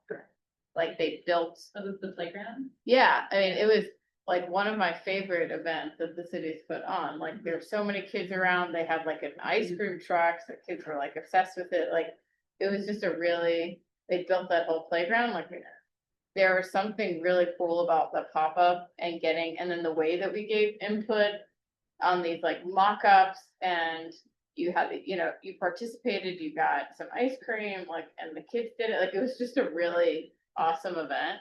So I would ask them for some advice, Yeah. cause they did just a great job at that, and people were so excited about the plan, so. Have you, now you're typing, what was the name of the vision plan, for where we're going with Pearl Street? Downtown vision plan. Is that, yeah, And it was done by MIG, right? Yes. Yeah. Okay. because there might be elements of that we could start to build into this with like using the alleyways and stuff like that, because we were gonna like kind of, you can go back. But like at one point we were activating the alleyways with kind of more secondary street stuff. Maybe there's ways to kind of incorporate that with wayfinding and incorporating, trying to make that plan come to life with this work. Yeah, that's a great idea.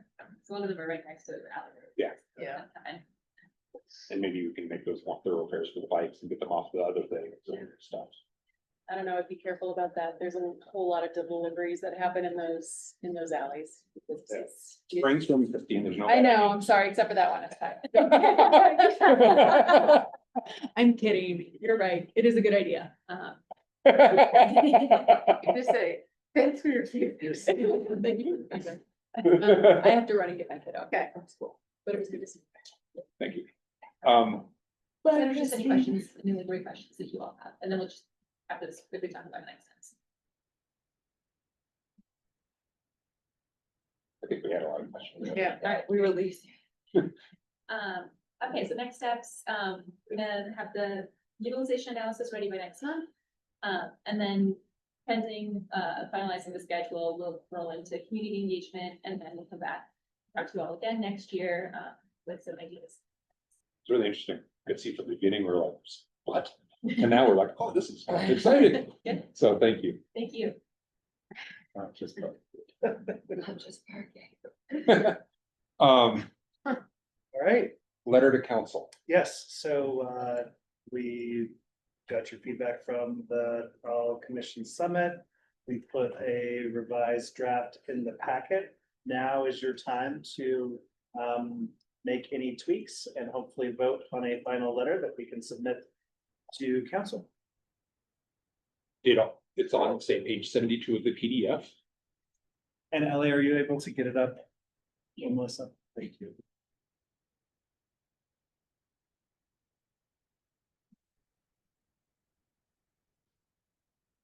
Like the last pages. Yeah, last 3 pages.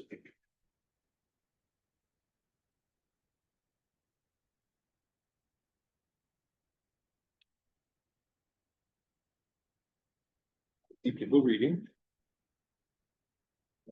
Not so much Cal, you wrote it. Well.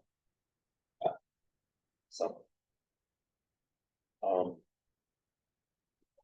Yeah, I like it a lot. I was just thinking about that third bullet point a lot, actually, in that front section about the city, what the city has control over is reducing red tape, making it like cheaper and faster for businesses.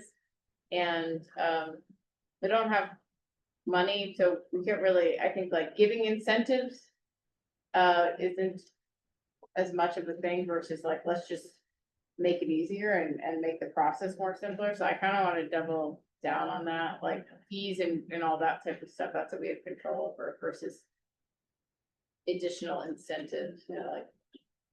Yeah, Where's the incentive part? Oh, in the previous one. in number it's like 2. the Under, first bullet point. under item 1, Yeah, which bullet, third bullet?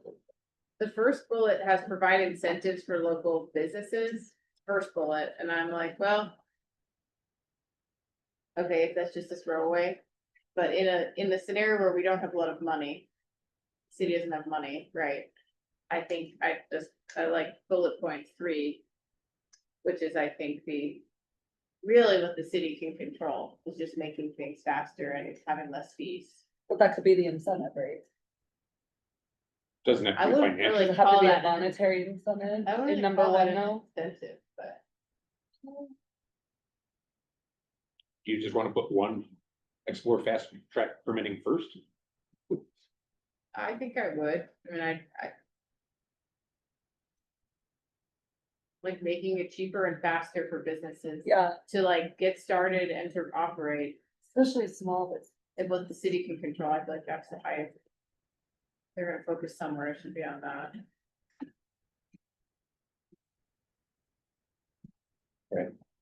Yeah, because I can see promote affordable and flexible lease terms. It kind The of, city there's doesn't a have a whole lot lot, to do there's with a that. lot of recommendations, it sort of gets lost, yeah, so. I don't know that we need number 3, promote affordable and flexible lease terms. I don't know if the city can do much with that. Should we delete that just to the concept of? yeah, sure. Yeah, I think so. Consider reasonable policy mechanisms. Sorry, and just to confirm, you wanted to delete that. You did a Yeah, good job. Yeah, You did the right thing in there.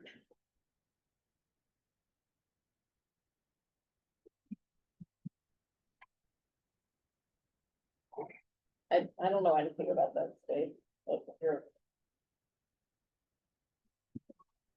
We put that bullet point. Reasonable policy mechanisms to discourage property owners from declining offers. Is that a thing people do? I just don't. I think we talked about it, yeah. Yeah. People they don't wanna like lower the price, even though they're getting market rate. Like, people like Tebow can hold out. Or whatever he wants, when it would be beneficial to everybody. But I don't know what can be done. And I know this is, that particularly is, something I've seen over the years at Telluride's Film Festival, like. They're just investors coming in there and just holding things, you know, and it benefits nobody that lives there, works there year round. And it's- Look, can we, the declining part, I just was. Wondering where that came from, if it doesn't matter.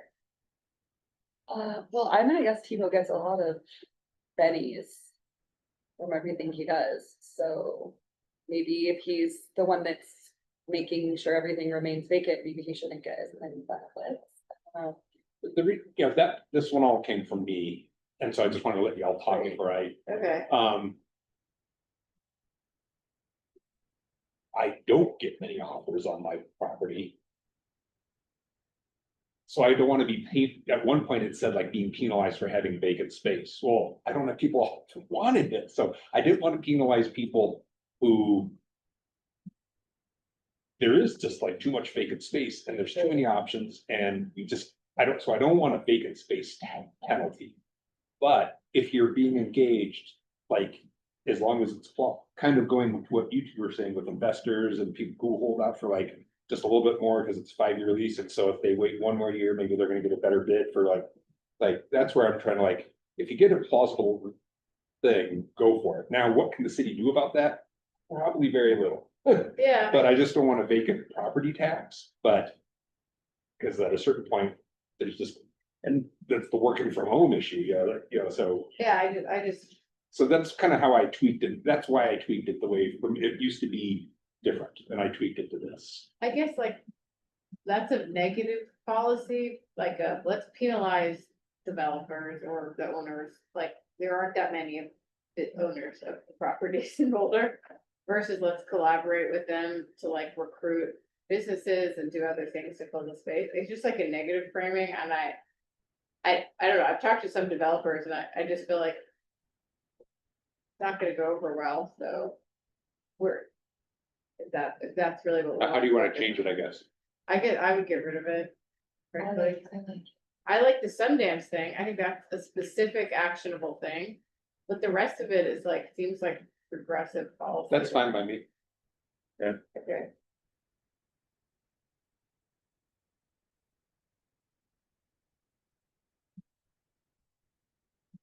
I mean, so I'm just curious, how would they do that?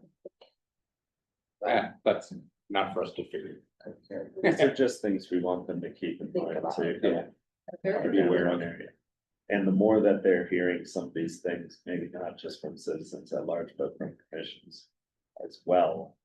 If you hear it a lot, it might be at the front of your brain as you're developing. I think I'd get rid of the second 2 bullet points. Not that I don't like support downtown Boulder, not that one, yeah, the last 2. But like, I feel like it's such a big part of the community, like, is that a question? You want it there? You want it there? Yeah. Okay, we keep it there. Yeah, I wrote a Is longer there one and I. Anything concise. like just support, or is there anything more specific? You have Do you have things that to need add? support from the city. Yeah. Or you're not getting. I don't wanna overstep here, but the ambassador funding is still in a pilot mode. Oh, And it would yeah. be nice to eventually have that be permanent funded. Yeah, I think definitely. that's in the, That's in the second section, because I actually wrote that in here, and then as I read more, that's in the next, it's bullet 3 of the next section. Yeah. Yes. Oh, great, okay. Yeah. That's more specific than just enthusiastic support. If there's another thing more specific. In a way, I liked it that we're kind of hitting DVP in a couple Again, different ways. Maybe the time and effort won't get dodged somewhere down the line, if everyone Yeah. has enthusiastic support for that. A department. Or Do we want or a cooperation or partnership or. Okay, For bullet 3 under number 2, if you scroll down a little bit, Ellie, ensuring ongoing funding, maybe do we want to say convert from pilot to Sure. something? Whatever, or is that fine as is? Do you want to say convert from pilot? Since there will possibly be new members of the council who are not familiar, I will recommend use the words make program permanent. yeah, And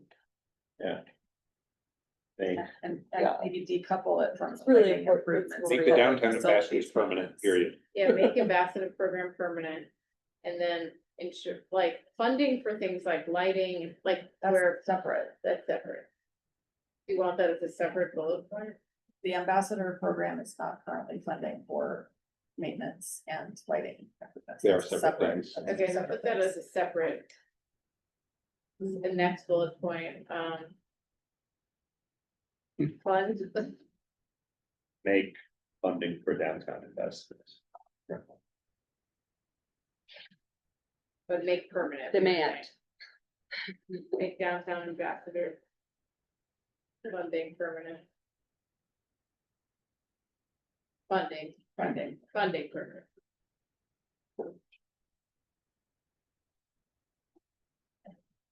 Ensure funding for lighting, this is that improve the sense of. Like, improve the perception of safety, that's like a lot of these things, That all works. yeah, that's good.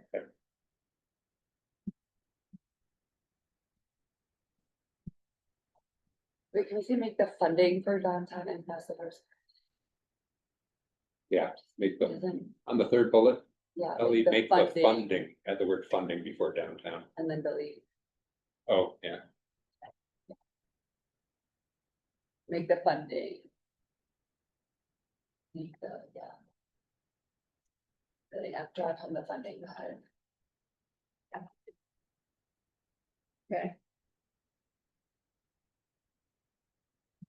I would put that as number one, by the way, Yeah. In, in bold. Okay, that is. We're good. But we do really support it. Thanks. Okay. No happy face emoji. Right. Invest in public events. Okay, can you scroll more? Good.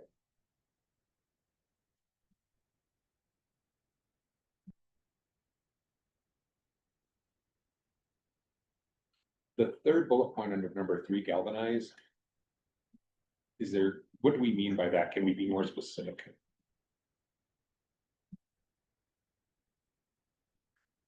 It's fluffy, Steve.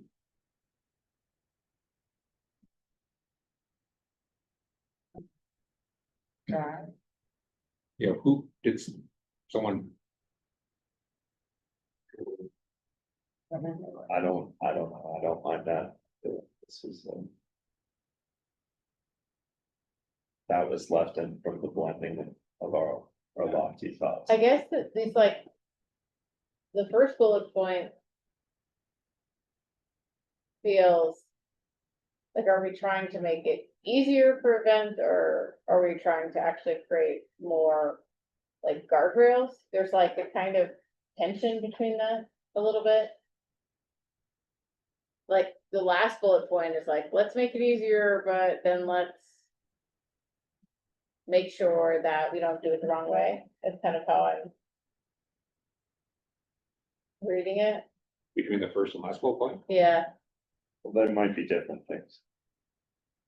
It's, yeah, we just wanna like research. Yeah, they are separate to me. The last one is, they're separate, but you know, like, Like which is the lights most and- important, like, the ordering of the bullet point.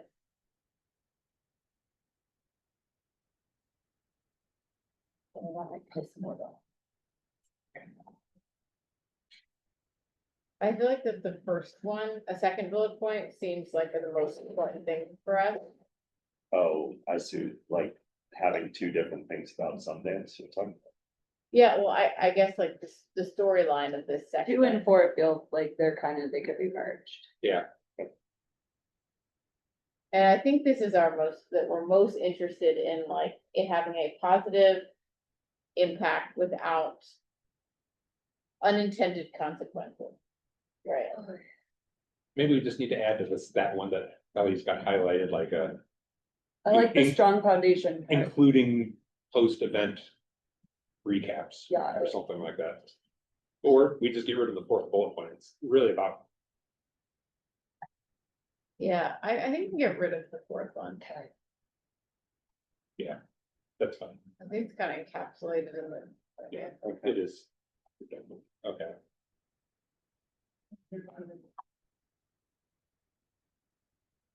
I don't understand that bullet point, what is that? the galvanized. What is this for? Yeah, that's what I was wondering before. Probably check.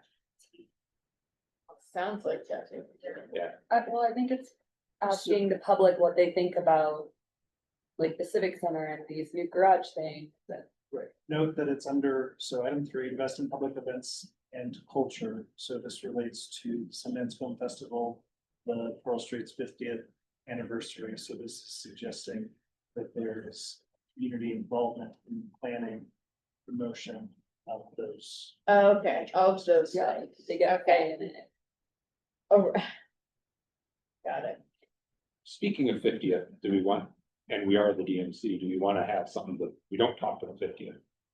I guess, can you just get rid of the downtown milestone, because that made me think it was something else. Oh, it is there. Yeah, just take away, if you just get rid of it in the bullet point, it also is satisfyingly one line. And then it, to me, does the same thing, because I actually thought it was something else. And then it actually connects back to the objective, right? Okay. Okay. Less than. Okay.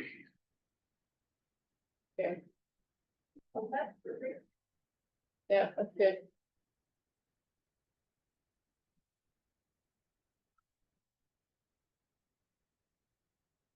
Ugh. Sorry, I do not like to incentivize alternative transportation. So I guess you're saying just make it free? Make the bus free? That's not necessarily what incentivizes. I know, but it just incentivize expended bike path. I think the incentivize could just give people an easier option. Yeah, So that Encourage. doesn't necessarily, mean- yeah, sure. you can say encourage, encourage, Yeah, if you don't wanna do, encourage. because then it just doesn't feel as financial. Definitely feel incentivize very finance. Let's put encourage. but- Okay, Oh, it takes some incentives though.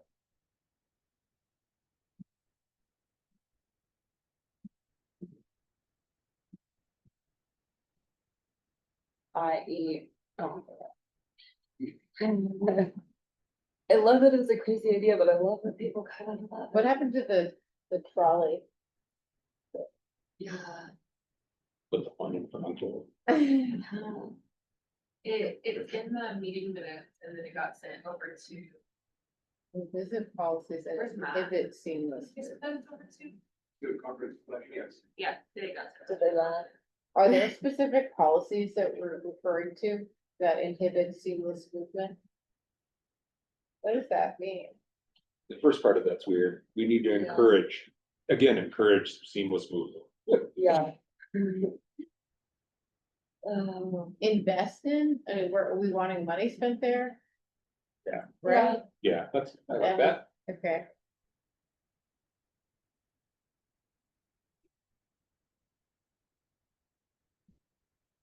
I don't quite understand the third bullet in there, how the two. the first part Yeah, of the sentence- unused office space with mobility. hubs. What does that have to do with anything of, yeah, like.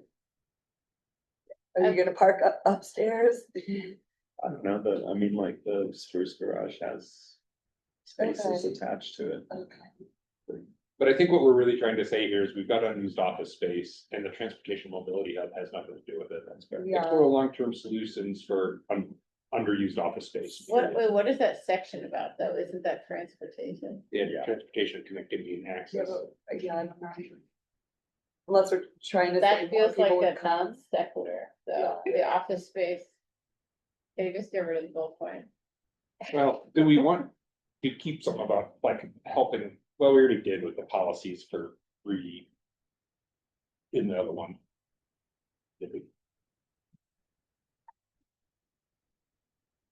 We could, Small but it reducing makes sense space. just to get Yeah, rid of office. we've already space. covered the office space in a previous one, explore Yeah, fast track so just- permitting. Okay. Well, we do wanna continue. Connectivity. Just getting rid of underused office spaces. Or integrating underused office spaces. Explore long-term solutions Did you for take that? transportation and mobility hubs. No, we're taking out the underused office space. We're not sure about like that in there. What? We're taking that part out, right? Yeah, Yeah, But yeah, integrating transportation and. integrating it with what though? Well, we don't need integration, explore long-term solutions for For, transportation yeah. and mobility hubs. Take the word out, integrating out.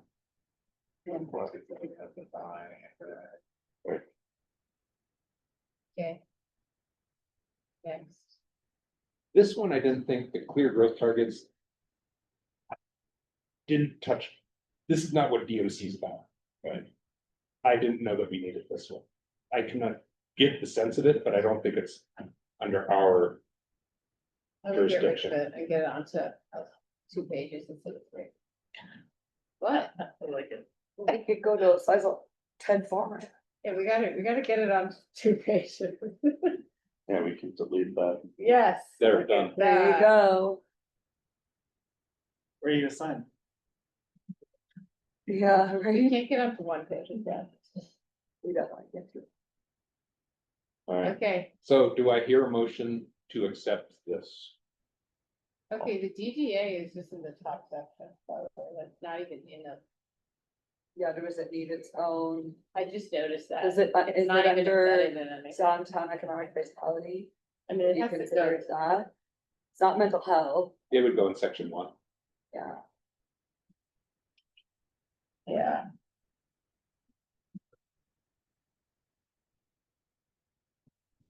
How do we wanna put that? we could put it into the second bullet point. Because part of the DDA would be business owners. I get what you're saying. Number 2 is more about talking to business owners. The DDA is separate. I think it needs its own, if we Yeah. care about it, we Yeah, will we- focus on them, I think it should be. I guess on one hand, I didn't worry about it because I think it's already gonna happen, but I think it's good for us to say we support foundation, creation of the DDA. Or the, like, to fund the ongoing vibrancy of the downtown. Or. Do we want to spell out DDA just because they're new and they may not know what it is? Better know than. It's a Maybe we hot spell topic. DDA out in the top paragraph. Okay.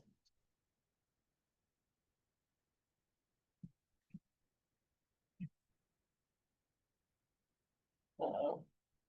Let's stick up. We're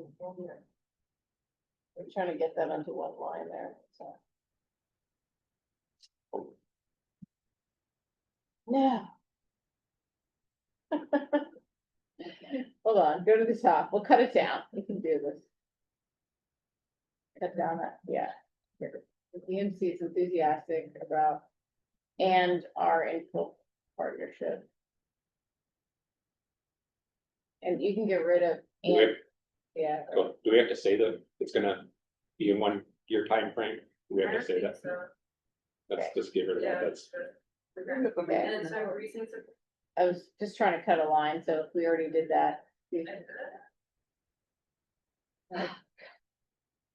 Change our margins. Right, if you go up to that first paragraph we were working on, if you just cut out the and are, like, if you delete we, does that leave enough space? No, if Oh, you just and delete are in and full- are in full Yeah, support. like, of this. just delete the we. To pull the yeah. Look at that. Good. Yes. Are we on 2? They're on, yeah. Good, nice. Make sure it's still. In PDF, also 2 pages are not full. Okay, we're good. do I hear a motion to accept this as our letter to council? Yeah. I'll I make a second. motion. Is that a second? Okay. Thanks for suffering. Ellie, thank you so much for your help with Yeah, that. thanks. Leave early, because you. Simon seconded. It was, by Cal. She moved it, he seconded.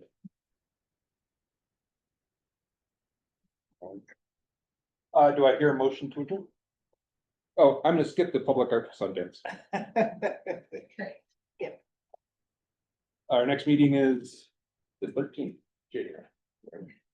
Do I hear a motion to adjourn? I'll motion to adjourn. Second. We are adjourned. Just thank you for all the help you've